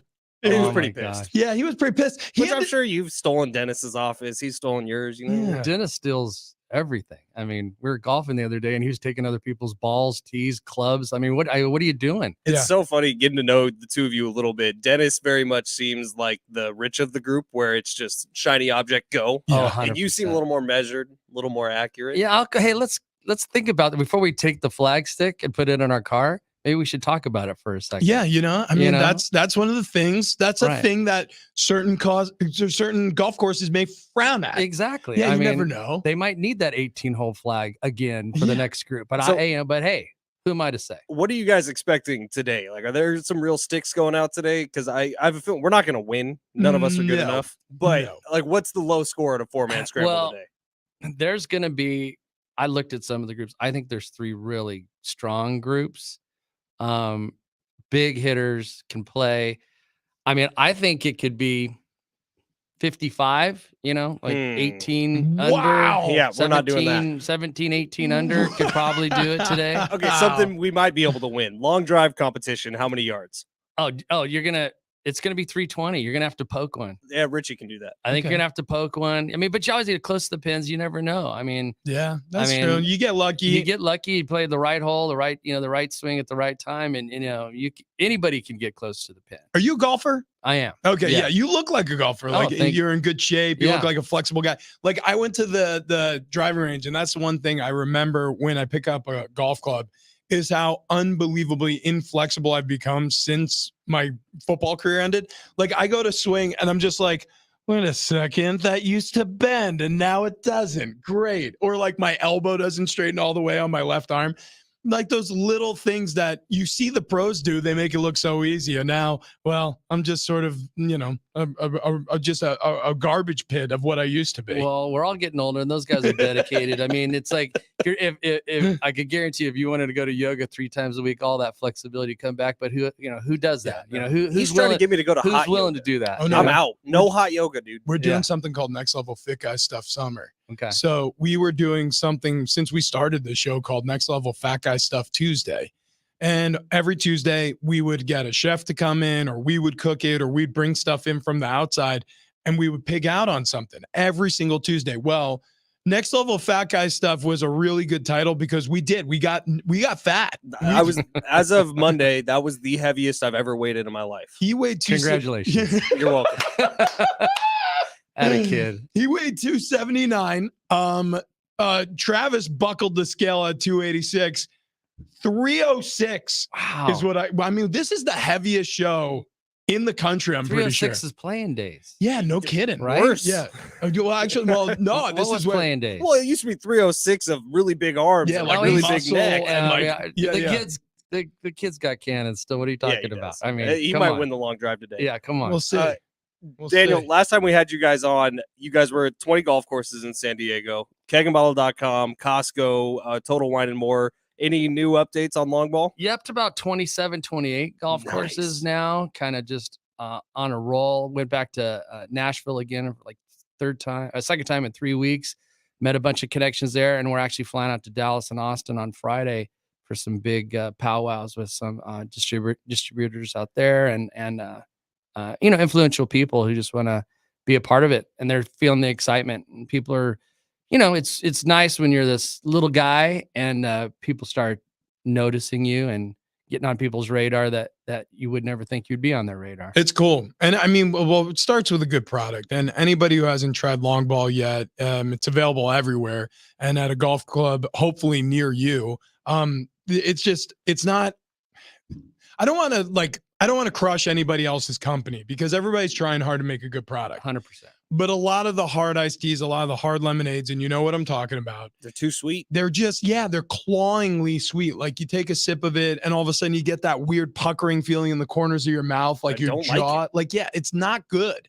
This is like the perfect amount of sweetness. I wouldn't describe it as sweet. Long ball is one of those drinks where you can drink it all day long. You guys describe it as crushable. And I think that is the perfect adjective. It's crushable. Yeah, and it's going to be crushable today. So there's a shotgun start, but is there also a shotgun start? Like, Yeah, last time we were here, I mean, Rich did like 7 and it was, I think out of those 7, there was 1 drop maybe hit the ground. by the way, that was the drunkest Bark Hard Friday ever. We were on a roll for sure. We got after it. Yeah, I'll tell you what, Fridays in here they've been a lot of fun over the year plus or whatever, however long we've been doing. I guess it hasn't been quite a year yet. Our show together, we have only been doing it since September, but that was one of the most fun Fridays we had when you guys came in here, you and Dennis. Long ball, again, if you haven't tried it yet, get out, get you some. We're going to be drinking a ton of it today. And Dennis, man, thank you for Daniel, thank you for coming in here and sharing with us. And we're excited to get out there on the course at Steel Canyon with you later on. Yeah, always a pleasure, and super excited you guys are going to be there. Yeah, don't watch our drives. No, I'm going to first tee box. Yeah, Yeah, for there's sure. a little bit of nervousness there. Thanks a lot, fellas. Really appreciate you. Oh yeah, you bet it. Coming up next, we're going to get into Jekyll and Hyde again. You know exactly what I'm talking about if you heard this show earlier on. Also, Kevin Acey, our best friend Padres insider, joins us as Big Rich TD Fletch.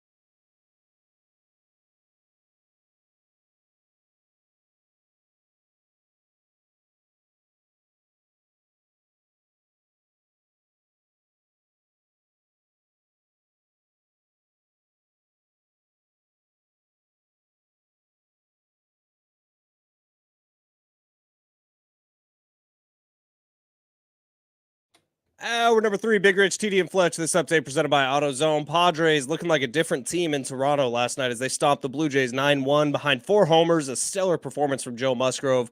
2 more against the Blue Jays today and tomorrow before they head to Detroit for a 3-game series against the Tigers. Elsewhere in the NL West, Giants take down the Reds 4-2 and 11-10. They had a little doubleheader. Dodgers beat the Orioles 10-3. D-backs take down the Braves 16-13, and the Rockies beat the Astros 4-3.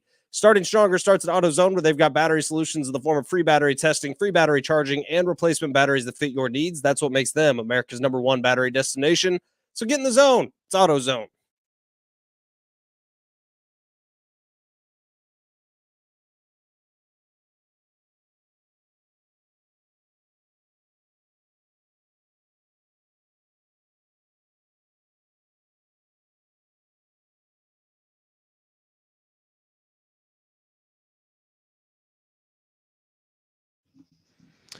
Yeah.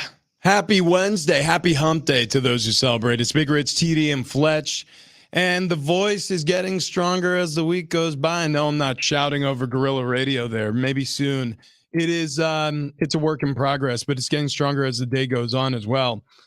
So today we covered a lot of bases. We were just talking to Daniel with long ball, hard iced tea. We're going to be heading out to the long ball invitational later on, play a little golf with them.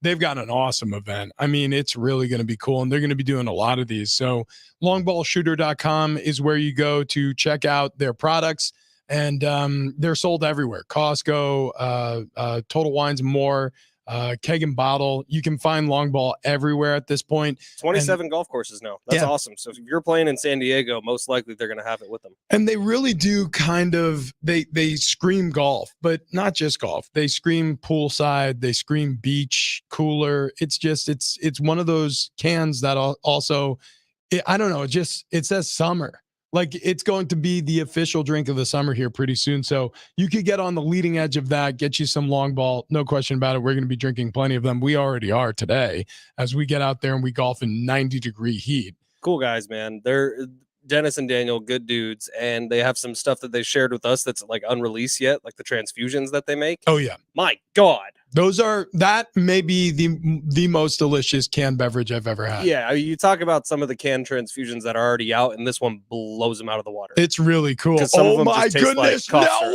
way! No way! Look at this. He's wearing his blue blockers. He's got his old lady sunglasses on. It's Travis Dale in studio. Here he is. Hang on. Hey, what do you got? Oh man, I'm lightheaded seeing you. I'm so excited. I'm like You're a tail. on vacation. I'm like a dog wagging my tail. You guys need coldies? Oh, you're damn right we do. Yeah. Hang on. Yeah. I'm gonna shotgun this bee sting. Hang on. Crack this sucker open. Yeah. Okay. All right. So Travis just walked in. He threw me a long ball. I immediately cracked open the bottom of it. I'm shotgunning this baby. This is the best day of my life. Woo! This is the best day of my life. You brought the energy. Hang on. There it is. 1, 2, 3. Yeah. Yes. America. Oh. Hey, I gotta tell you, is it cool if I smoke a cigar in here? Oh wait, who's gonna stop me? Yeah, we can do whatever we want. Nobody can stop us now. Okay. Oh man, I did not see that coming. God bless America. How are you doing this morning? I'm doing real good. So you're gonna return to your vacation as soon as today's over. That's correct. That's correct. I actually have I have more work to do that they were like, oh man, there's no way you can take a week off. So I'm here to do that work. Yeah, okay. That's no problem. We won't disturb you from that. Yeah. Are you excited to play? Are you ready to play? Yeah, look, I was starting to get the feeling like maybe we can win this thing. I mean, we got a guy on the team with a rangefinder, and then I hear 55 under. 17 under. You got to do a 55. Shoot a 55 on an 18-hole course. I mean, don't get me wrong. Nobody's doing that normally, but to even do it as a team seems like a Herculean lift. But a 4-man scramble, like we should be under par today. We should be under par. We're not going to be 15 under. Under par. So how far under par do you think we could get? If we get to 4 under par, we should be very pleased with ourselves. Okay. 4 under par. That seems like a lot. That seems like a lot, especially since we're already drinking. I brought you guys something. I brought you guys something. Hang on. Wait. What do you got? Just a little something. How's your yeah. vacation, by the way? Yeah. Oh, yeah. Ben wants to know how your vacation is so far. I mean, so far, I've thought of work a lot. Yeah. Okay. I stopped by the Firestone Walker Brewery, 805. Oh my goodness. You bought us presents? He's the most thoughtful son of a. Yeah, dude, you're a sweetheart. I can't believe this. What is this? Can we? Whoa, Ben almost dropped it. Holy cow. And it's crystal. It's a crystal bottle. Wait, is it? Hang on. Oh, you pulled out a bottle. Hang on. I'm going to pull up in the glass. Yeah. Okay. So you were right next to this San is Luis sweet. Obispo. Did you go into slow? I went into slow, yes. Nice. Yeah, I got a hamburger and then Eat the kept other driving. street? We drove, let's see, Saturday we drove for 13 hours. And Monday we drove for Oh. 14. So you got us the Saison Ale. Yeah, you know why I bought that? Just because I like the cork in, Dude, the bottle. The cork is really Yeah. cool. I was going to pick up one called El Gordo, which I thought was fitting for us, but it was a pumpkin ale, and I couldn't remember if Ben was okay with pumpkin. I like love pumpkin. pumpkin. Okay, all right. Yeah, I am like when Which is a basic bitch. when the pumpkin spice lattes come out at Starbucks. I mean, dude, Oh, same. I'm Instagramming them so hard. Yeah. Speaking of a BB, where's your Stanley cooler? Oh, it's back home. Oh my god. Wow. Actually, it's in the truck. He brought this thing in on Monday. I don't and know why we're. He just starts slurping on it, and I'm just like, Ben, what the hell are you doing? And he's like, what, man? It's like the best thermos ever. I'm like, it's no different than any of the other thermoses I've ever seen out there. I was like, you got it because it's a Stanley thermos. And he was like, no, Kendall got it for me. Which turned out to be Travis has been back for 30 seconds, and we're already making fun of Ben. Like, I mean, we didn't really stop. I've been making fun of you the whole time. Okay, Wow. the Stanley Cup though, it was Kendall's. It's a hand-me-down from her because I bought her the whatever. Did she ever use it? Yeah, she didn't like the color. Oh, interesting. Made everything taste bad. I guess. Yeah, Wow. the color. Yeah, the color on the outside of this cup is really killing my buzz. It's really, what did you call it? You said it's mellow, killing my mellow. Harsh in my mellow, bro. It's harsh in my mellow. Trav, that brewery that you went to though, is that not one of the coolest places in the world? Oh my gosh. It's massive. It is. Okay. I honestly thought, 805, that's probably a bigger than average brewery, I guess. I was thinking a little micro brew. The place is huge. It's I mean, in, it's like a campus. just outside of Paso in like a Tascadero Oh area, my gosh. right? Yeah. I mean, and absolutely beautiful, just an incredible place. But yeah, it's massive. I Oh my mean, God. massive. You They sent did the the one picture. Union Jack, the DBA, they got all sorts of beers. Yeah. Dude, I had no idea it was that big. I mean, it literally sprawls for a half a mile, 3/4 of a mile. Oh, it's massive. I mean, Wow. it just goes and goes and goes because there's like not just the brewery that goes forever, but there's a restaurant, there's a store, whatever else they have, a visitor center. I mean, it's huge. It's crazy. A visitor. They have they have their condos for their workers. That's what it looks like. That's what crazy. it looks like. It's like the Google campus. I do really appreciate that you brought in your golf clubs into the studio. Well, I had to. And you're wearing the because glove. I'm a yeah, because I'm going golfing, man. I didn't even I'm see that. so golf. I'm all golf here right now. You are golfed out. Yeah, I it's am time. golf. So are we distracting you from doing your work? Like, Yeah, I should probably Okay, go okay, to work, okay. and then you Yeah. guys can get back to the show. Well, and talk about a massive Padres win. Oh I mean, my if they're gosh. back, they're back. They're back. Turning We're- point. We're right. Look, Yeah. if they go 7-3 out of this 10-game road trip, I mean, it's a success. Other than you lost to the team you didn't need to lose to. All you got to do is sweep the red hot Blue Jays and then go to the Tigers and just win there too Seems easy. in sweep fashion. Yeah. And only for the second and third time you swept any series this season, and then you're right on pace. Yeah. And it would be the first We're time back. you've won more than 3 games in a row all season long. Correct. I'm Yes. assuming there's going to be an extra innings game in there somewhere. You'd get the first of one of those under your belt. By the way, I was looking up stats and I couldn't find a game where the Padres forced an extra inning. Oh, it good goes back point. the other way. Yeah, it's always they're getting caught. Yeah. Somebody is catching them. Yeah, Yeah. that is brutal. Mhm. How this season has panned out in extras. Okay, so All right. you need to do your work. Then we got to meet 'Cause I out can on golf. I want to golf. Yeah, you got to golf. We have to golf. Golf tees off at noon, shotgun start, and literally shotgun. I just shotgunned a long ball. I'm feeling great right now. Good. Okay. All right. We'll see you in a few. Okay, cool. There he goes. Travis Dale joining his own show. That was a surprise. This is the best day ever. Hey, what happened to the logo? You taught me how to do it, and I was so confident. I was like, "Yep, got it, no problem." And then day one, I couldn't do it. Yeah, well, you got to turn the TV on. Yeah, that's a part of it. Yeah, that definitely that would help. I'm out. All right, here he goes. All right, so TD is going to join us at Steel Canyon today, Long Ball Invitational. That's going to be the first of many events that they're planning on throwing in the future. So go to longballshooter.com, check them out. We were talking about Jekyll and Hyde. We were talking about my ex-girlfriend that I described a dinner where we were in a fight, and then it felt like an olive branch. She made me spaghetti and meatballs. And within 30 minutes of this dinner, I left her house wearing the spaghetti and meatballs. So it's an interesting thing when you're in a relationship with somebody who's hot and cold all the time. So I think they call that bipolar. Well, maybe, but you know what? There's medicine for that. You ride the highs because the highs are really high. Like I remember there were good times too, but the bad times were really bad. They were not fun. I don't know. So when someone's throwing spaghetti and meatballs at you, do you ever like kind of open your mouth and sort of try to catch some? So the first thing that came was a butter knife. And then, oh my God. Yeah, it was. And then the second thing was I got hit with a loaf of garlic bread. And then I actually uttered this word. Did you just hit me with the garlic bread? It's the first and last time I've ever said that until telling you this story. And then a meatball comes screaming past my eye line. I'm like, oh my God, what are you doing? And then she dumped a plate of spaghetti in my lap. Look, this is the type of relationship that they would describe as abusive, and it's accurately described that way. The point is, ex-girlfriends are ex-girlfriends for a reason, because sometimes it doesn't work out. And sometimes it's because you're not really up for the roller coaster ride. The Padres have been a roller coaster ride. It has been bipolar, if you want to characterize it that way.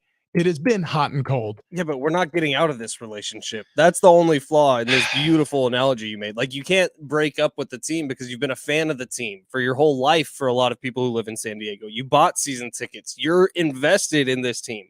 You're not breaking up with them. It doesn't mean it's not frustrating. It's so frustrating, but they need to get on their game to be a better spouse. Well, okay. Yeah. Look, here's the deal. Fans will walk. And winning is a great medicine. Fans will walk. And I'll tell you who will walk. Not everybody. Not everybody. But did you notice how much fuller Petco Park is last season and this season? There are fans that jump on when teams are good. And I don't blame those fans. And I don't call them anything different. There are some people who say, oh, they're not real fans. Screw you. I disagree with that full-heartedly. It is incumbent upon the team. It's incumbent upon the players, the manager, the owner, the front office to put together a good enough product to buy your time. That's what's happening. They are trying to get your attention. We live in a world now that has a lot of better things to do unless you have something cool to see. So you better be good. So all these people who show up, who have shown up over the past 2 seasons because the Padres are good, guess what? Those are the people I'm talking about. Those are the people who are going to say, you threw spaghetti and meatballs at me one too many times. Well, 2017, 2018, no, it would have been 2019 when I first got down to San Diego, and we were out there for game 1 of Fernando Tatis Jr.'s debut. It was opening day, 2019 season. Awesome, beautiful day at the ballpark. It was about half full. Yeah. Well, listen, I got here in 2013. You want to talk about desperate times. There was a point over those 3 years, and I can't remember 2013, 2014, it might have been 2016. Like, there were games with less than 12,000 people there. There was a season where, I kid you not, when the season opened, they had 3 Rule 5ers on the roster. They had 3 guys who should not be playing at the major league level on their roster. And they got absolutely boat raced by the Dodgers on opening day. Like boat race to a measure. I think it was like 16-0. It was crazy. I remember the opening of that season. And then there were articles written about the Padres, like they are reinventing the word tanking.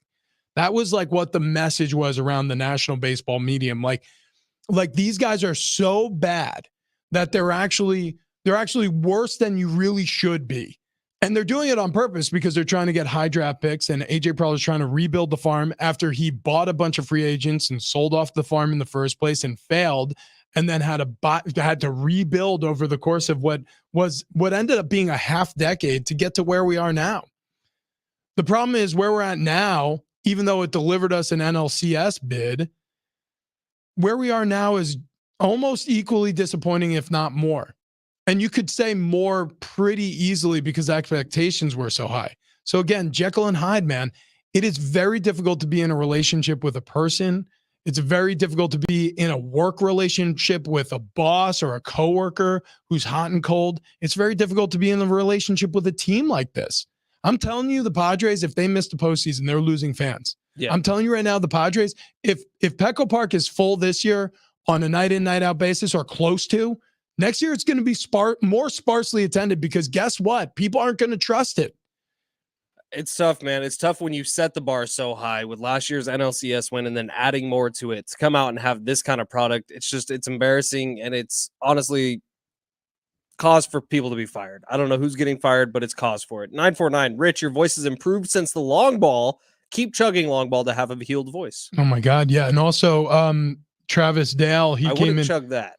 No. Yeah. This one, I do feel like I want to open it though. Should we? Yeah. Let's open this. Let's pop a cork. No, it's not even cold. Who cares? Beer is meant to be drank warm. Did you know that? Yeah, in Great Britain. Hang on. Yeah. I'm going to take off. It's got a champagne cage on this cork. Yeah. I'm not opening mine. All right. Hang on. Here we go. Oh, dude, the cork's already coming out. Yeah. Well, it's been in a bag. I'm sure it's. Hang on. It might foam. You think?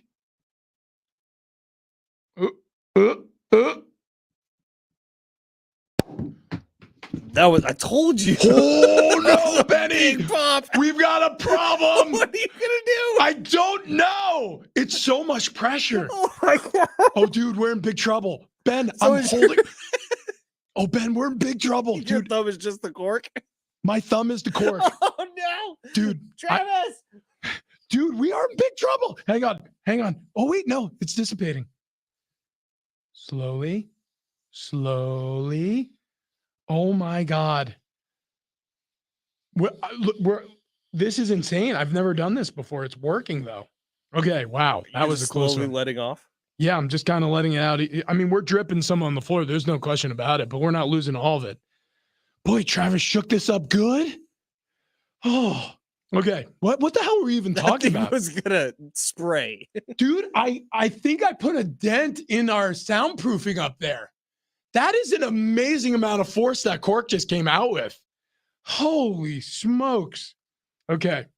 Let's read some of these texts. Let's see. 949. If you guys really want to be popular at the tournament, throw in your bag Mount Crushmore. That would get everyone loving you guys and the show. We don't have Mount Crushmore. Yeah, we got to buy one. I've realized like we're not going to wait for anybody to endorse us. The guy who does have Mount Crushmore is coming in on Friday. Oh, tell him to bring that. Mike Costa is going to join us in studio for a Bar Cart Friday. Tell him to bring Mount Crushmore. That sounds good to me. Okay. As I'm still waiting for this beer to finish foaming out. Yeah. So how about this? From the 949 also, Firestone is awesome. Yeah.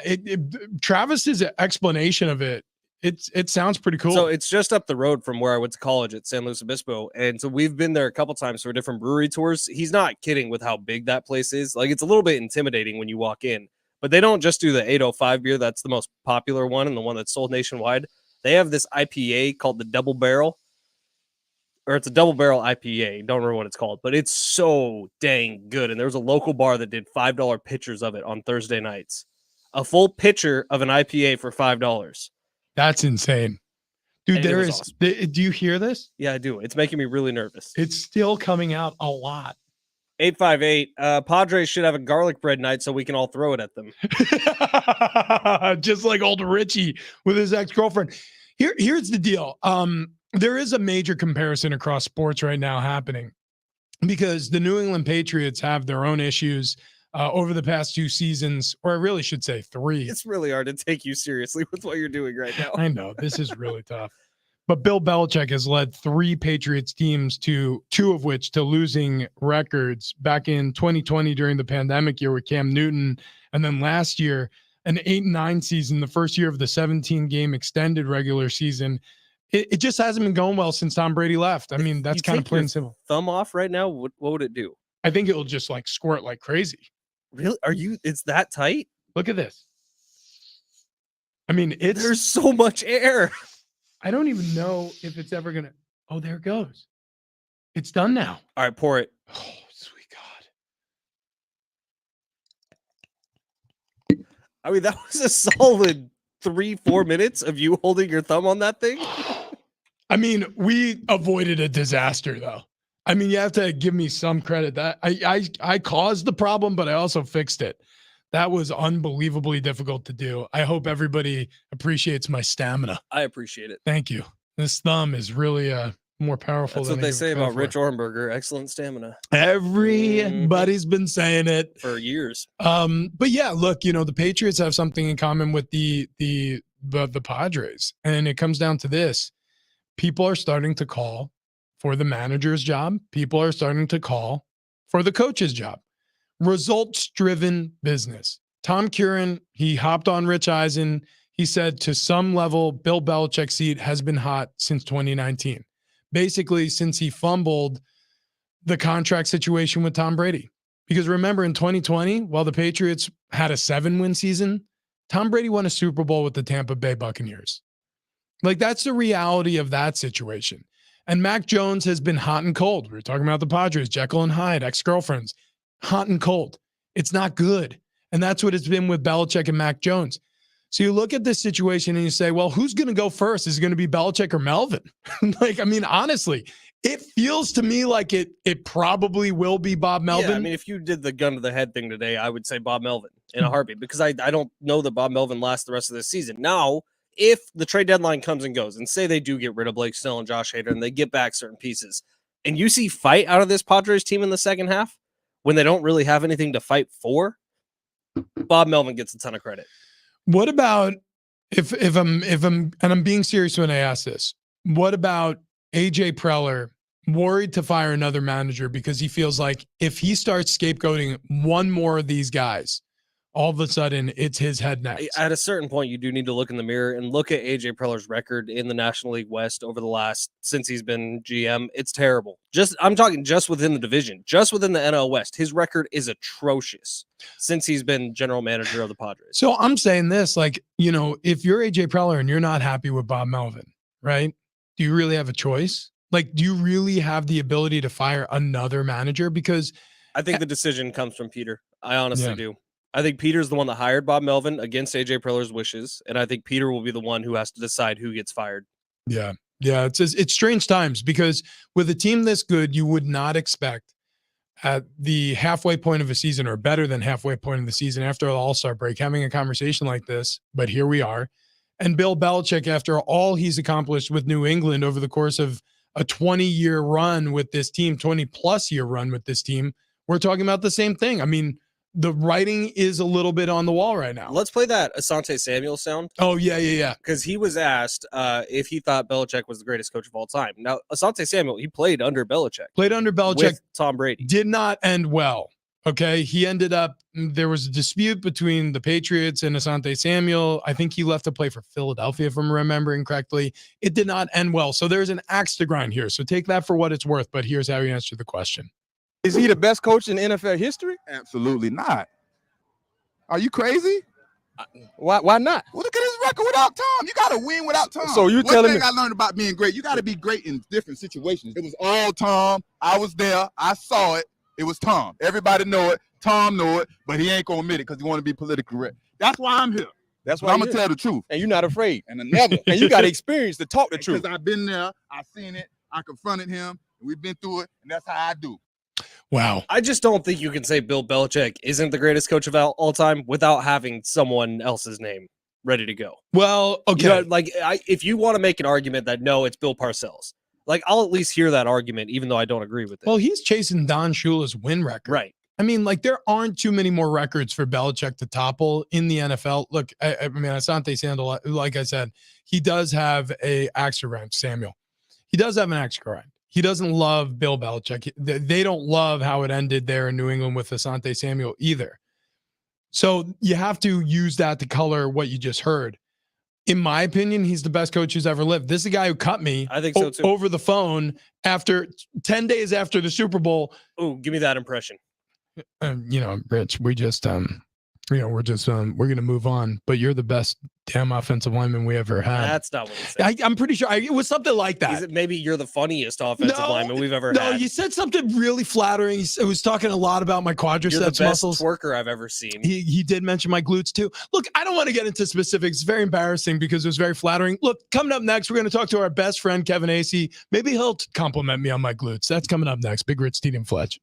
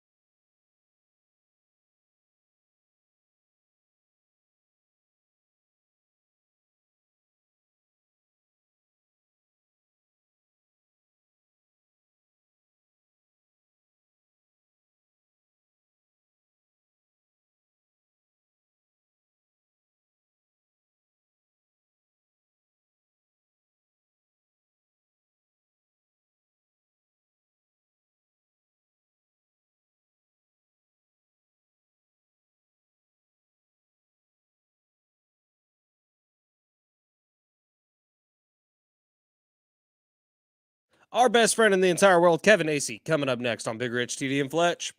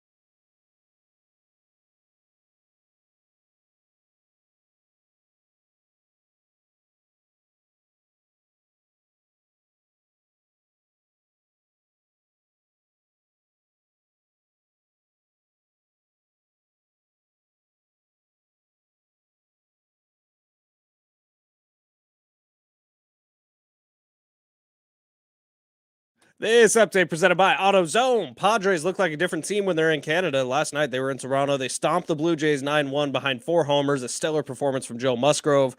2 more against the Blue Jays today and tomorrow before they head to Detroit for 3 against the Tigers. Elsewhere in the NL West, lots of wins. Giants beat the Reds 4-2 and 11-10. They had a doubleheader. Dodgers beat the Orioles 10-3. D-backs take down the Braves 16-13. Rockies beat the Astros 4-3. Over in the NFL, Aaron Donald, he is the greatest of all time when it comes to Madden. He's been rated at 99 in the video game for the last 7 seasons.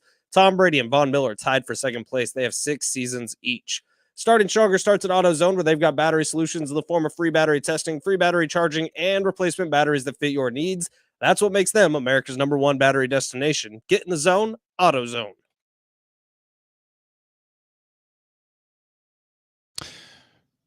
We are heading out to Steel Canyon in T-minus 30 minutes. Our bus leaves here very, very shortly after the show, and we're excited about that. We're going to be playing in the Long Ball Invitational, brought to you by Long Ball, a delicious hard iced tea, and if you've never had it, you got to get it. It's the perfect summer drink for whatever you're doing, whether you're at the beach, the lake, you're going hanging out with your buddies in the backyard, grilling, chilling, playing a little golf.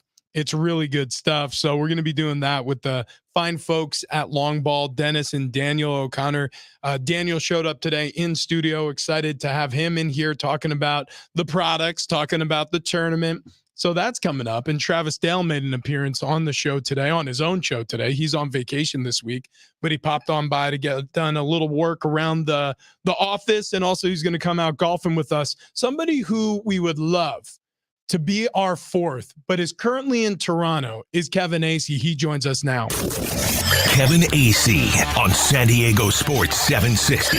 Brought to you by Hamul Casino. Hamul Casino, fun above all else. Quidel Ortho, changing lives one test at a time. So it's going to be a foursome out on the course. Me, Big Ben Fletcher, Travis Dale, and it could have been Kevin Acee playing golf today. Instead, he's taking in the majesty of Padres Blue Jays.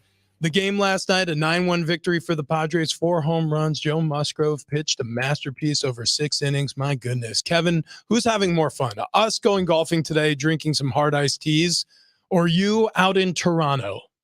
Oh, wow. Fun? Probably you guys. And I just figured out, like, I thought, like, you know, wow, these guys, they invite me to these places. They say how much it would mean to them, like, if I were there, knowing full well I'm in another city every time you say this. Whoa. Hang on a second. Yeah, Ben, thank you. Am I imagining these things? Am I imagining these things? Nope, because we just think maybe you should take a little time off and focus on what's really important, Kevin. Yeah. And trade deadline, schmade deadline. Yeah, you need golf in your life, and you need us. And we've been saying that to you weekly for about 20 weeks now, if it's been that long. I do. I need friends. You do need friends. And you know what? In the off season, we try to communicate with you to no avail. That's true. You're a bad texter. You are a bad texter. In fact, we were just talking about this. So you know what I describe Kevin as? He's a terse texter. And here's the reason why I think it is. Hang on. No. I'm about to compliment you. Kevin, you are one of the most talented writers I've ever read. And I'm not blowing smoke. I enjoy your personality. And I enjoy your writing because your personality comes through in your writing. And I think you do a great job as a beat writer, but also weaving in what I would consider something more than what's happening. Like, you know, the ambiance of the environment, I don't know, your personal feelings are attached. Perfect example. On Monday's article. Go ahead. You wrote, and then in the middle of it, you added that Xander Bogaerts lowered his head and said, yeah, that is going to bother us. Talking about, it was a perfect little interjection. It really was. You have a great job of painting the scene. Now, oh, thank you. No, hang on. Now here's the downside. When you are a really talented pilot, you never want to go on vacation. You know what I mean? When you're a really talented plumber, you've got leaky pipes under the sink. When you're a really talented writer, text messaging for you probably feels like such an unbelievable chore that when we text you, you answer in 1 word or 2 words at best. And usually it sounds like you're pissed that we're even reaching out to you in that medium. Is that correct? I will agree that like anything that resembles my work, which I love my work. I love my work. I love every aspect of it, the writing, the traveling, the deadline. I love it. But you have nailed it. That's why I'm laughing. I mean, you have nailed it. Like anything resembling any of that in my time off no, I will not do it. It really, I mean, and I felt it before. Look, I remember when I was playing, like there were times where, you know, you get on the phone with family, cousins, aunts, uncles, grandparents who you haven't talked to in a little while, and all they want to do is talk about football.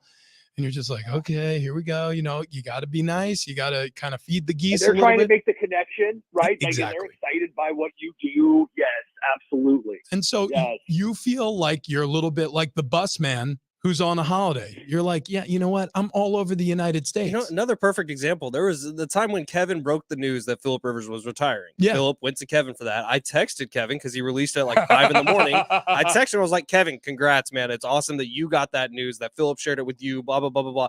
Can you come on at 6:30 to talk about it? And Kevin responded one word, yes. No, thank you for the kind words. No, oh yeah, it was really nice to fill up. It was one word, and it was yes.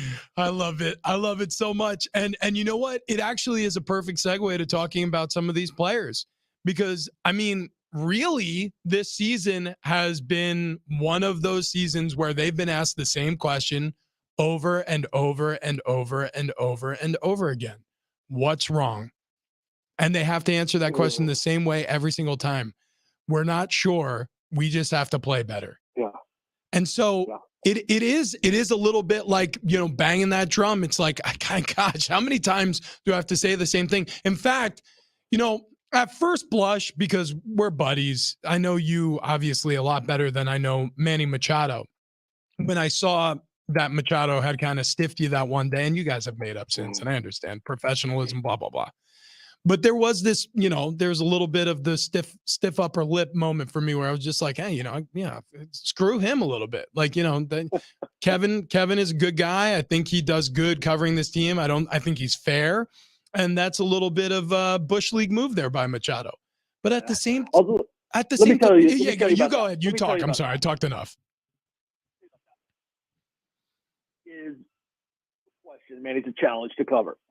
Manny, I couldn't be happier that Manny is a Padre, and I've said that since 2019. He made the Padres relevant. He has carried this team to 2 playoff appearances. I love covering Manny. There's that. But there's no question. Yes, he's a little bit of a challenge, and that wasn't the first time he stiffed me, and the follow-up to that wasn't the first time that we have discussed our coexisting in the universe of Padres. But I will always say, and oftentimes when I say that to other media members from other towns or whatever, like they look at me like, really, you like enjoy? And it's like, I don't think you're listening. Like I'm acknowledging like it's a challenge. Like maybe the biggest of my career in terms of the magnitude of Manny, and then what it takes to like navigate that and do your job. I could just say, hey, forget you, buddy. But you know what?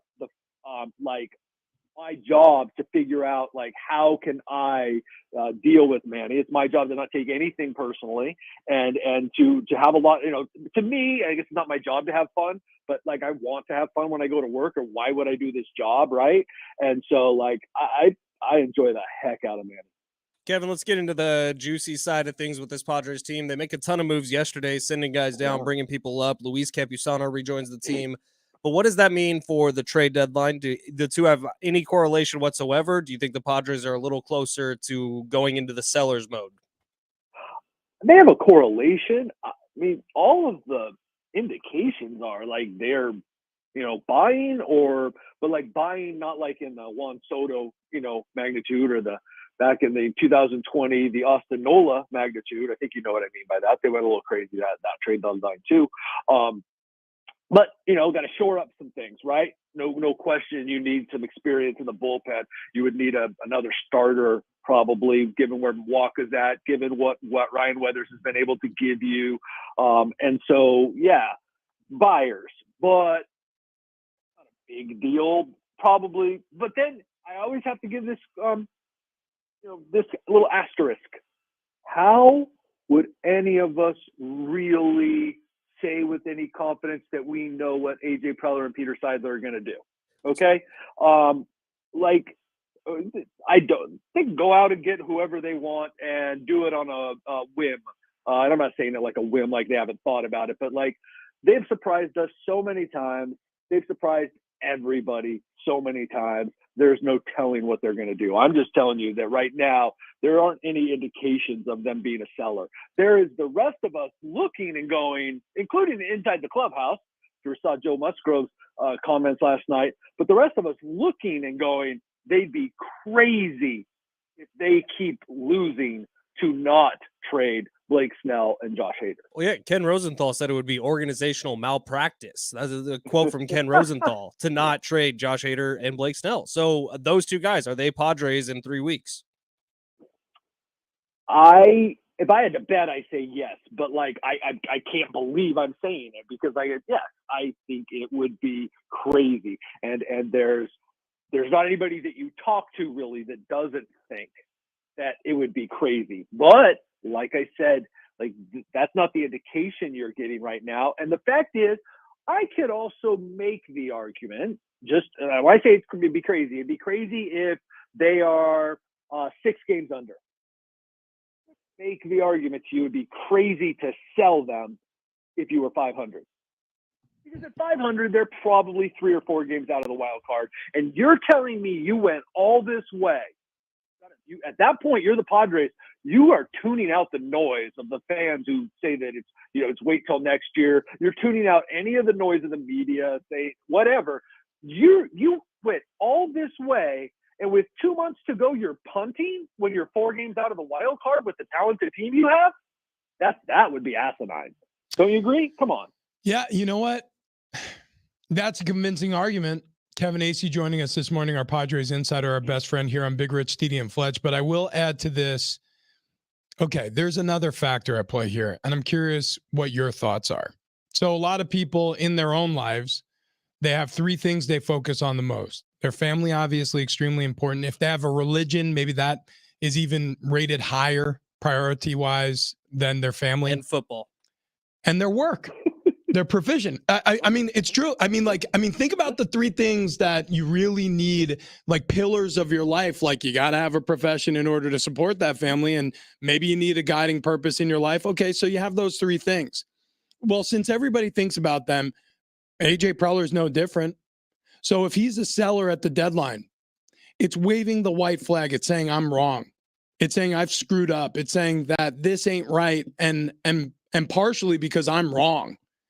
So part of my personality is skeptic. I can't help it. I was born in a household that trained it a little bit, and some of this feels like self-preservation.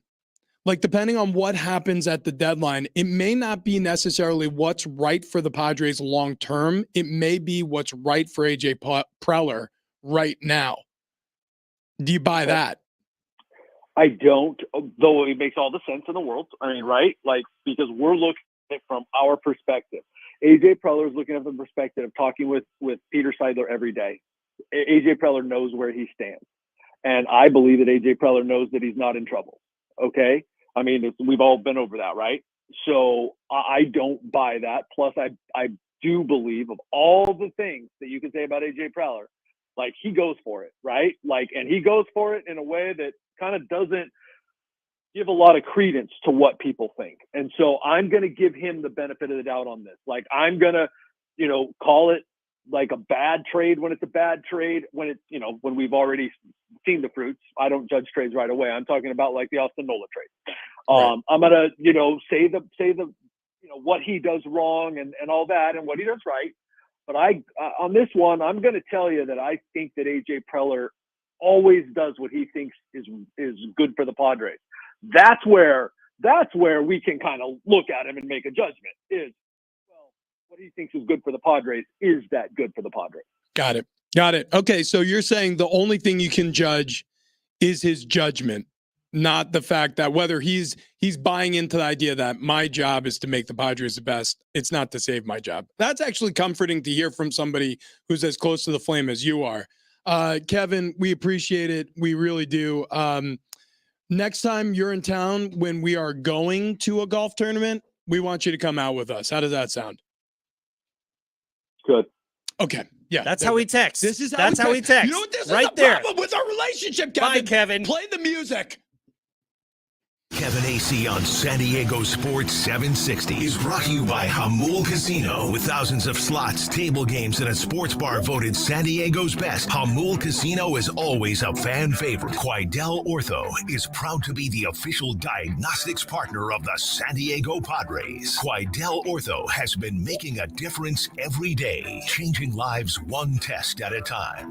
Yeah, we're making the decision as to whether or not to ever invite Kevin AC to the Remy Steakhouse in Mission Valley. We love the Remy Steakhouse. It is our favorite steakhouse. We think that Kevin's our best friend, except when he does stuff like that. There's no way he doesn't remain our best friend after we take him to the Remy. In fact, I heard you talking about the Remy, and I'm like, I gotta get in there. Yeah. Travis is back to talk about the Remy, which is a fine dining establishment experience that offers incredible menu featuring premium American Wagyu meat cuts, seafood, crafted cocktails, both new and old world wines. Words are tough. The Remy is easy. You go to Mission Valley, you get off right at Hotel Circle. You're going to go to a steakhouse that's going to transport you back to the Western frontier. It is Western flair with a modern twist. They got craftsman behind the bar named Ken. Ooh, Ken and his chaps.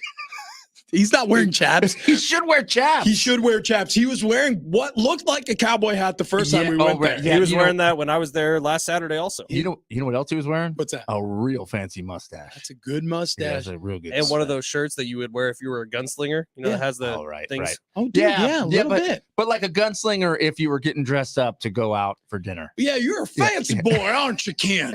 All right. Well, I'll tell you what Ken's going to do for you behind the bar, as well as all of these trained cocktail makers. And I don't want to call them bartenders. They're different. They're going to carve up some ice. They're going to make you some elixirs that are going to lead you to the best night you've had in a long time. If you're into cocktails, if you're not, they can make you some non-alcoholic drinks too. We experienced some of those as well. It was awesome. Not a problem at all. And don't forget their extensive wine list, vintage bottles. They provide something for everyone, every occasion. The place is absolutely beautiful as well. Leather seating, it looks like an oak bar that you're getting transported back in time. They got a mountain goat and a bear up on the wall. I mean, come on. All sorts of paintings and then photos of Frank the Tank, his son Kingsley, Frank the owner-operator. They were at the Whitefish, Montana Ranch, which is where something really, really magical happens. And Really Frank does. laid it out to us one day. Rich, I'd like you to take the story from Frank the Tank and lay it out for our listeners. Well, he was talking about love.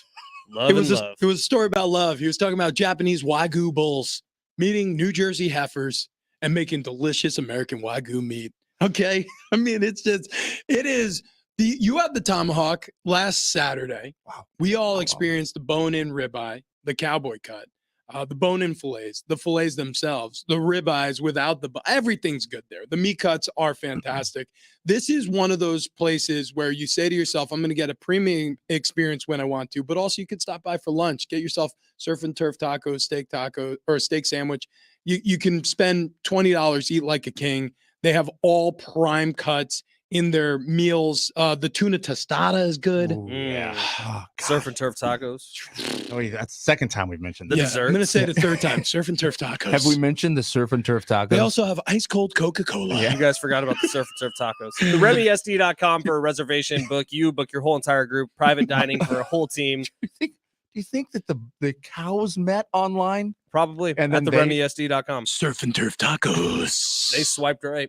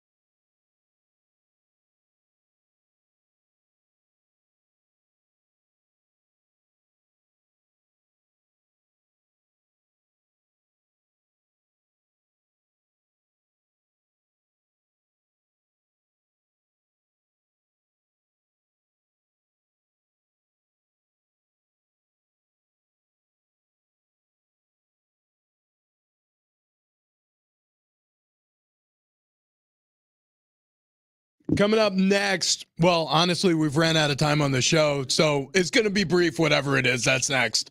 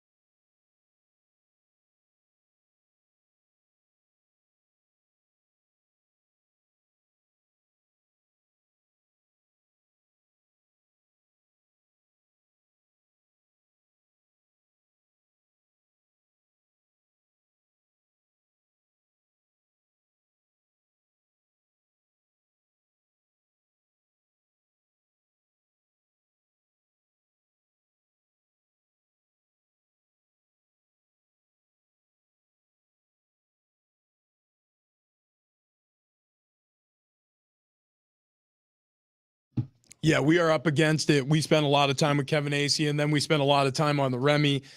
You know what? Actually, I want to extend this because we don't do this very often. The two sponsors that we have right now for the whole show, the Remy and Long Ball, who's been very generous with us as well. These are things we actually enjoy. Oh yeah, love. Yeah, love. Honestly, love. Frank the Tank and his son Kingsley came down to the studio. They set us up with a bunch of steaks from the restaurant on a grill that they brought on the back of their pickup truck. Yeah, like a little cooked for us here. $150 propane grill you could have gotten outside of Home Depot. And it was delicious. And then we went to the Remy and we were treated like kings. And listen, if you're spending, it doesn't matter if you're spending $20 on a meal there or if you're spending $200 on a meal there, you're going to enjoy it. It is, they truly have a menu for any price range. It's unbelievable. And then Long Ball, who came in studio earlier today, Daniel joined us on the show. We're going to the Invitational today, their tournament, golf tournament at Steel Canyon. This is truly, we don't talk this glowingly about things that we don't like. Long Ball hard iced tea is absolutely delicious. And we had these conversations as a show, you, me, and Travis, when we first started about the types of companies we wanted to endorse. And this was it. People we could have personal relationships with that mean something here in San Diego, and products that we really, really enjoy. Yeah. And both of these two things are two things that we actually love. The Good Feet store treated us all to test fittings and test walks, and we all left with arch supports. We all still wear them. Like, there's a lot that we say on this show that's tongue in cheek. We like to joke around and screw around. But we are very fortunate, first of all, to have great listeners, but second of all, to have great people who want to spend money, spending time advertising with us, and we wouldn't have a show without them. So we appreciate that very much. And you can miss us on No Sugar Beef Jerky, though. Yeah, boy, I tell you what, that rated a 4 out of 10. That zero sugar beef jerky. We will never do that again. Never, ever, ever. Ben, who do we thank today? We thank our best friend in the world, Kevin Acee. Also, Daniel from Long Ball. He and Dennis, the brothers behind Long Ball. They're throwing an invitational tournament out at Steel Canyon, and that's where we're going next. Can't wait, man. Yeah, me too. A little golf coming up. And then tomorrow, be listening. Brian Adams tickets available for that Brian Adams Joan Jett show. John Schaefer joins the show from Las Vegas tomorrow. Yeah, Vegas John. We're going to have him on as well. Big day for the Padres in Toronto. We'll give you the updates coming up tomorrow. But right now, it's the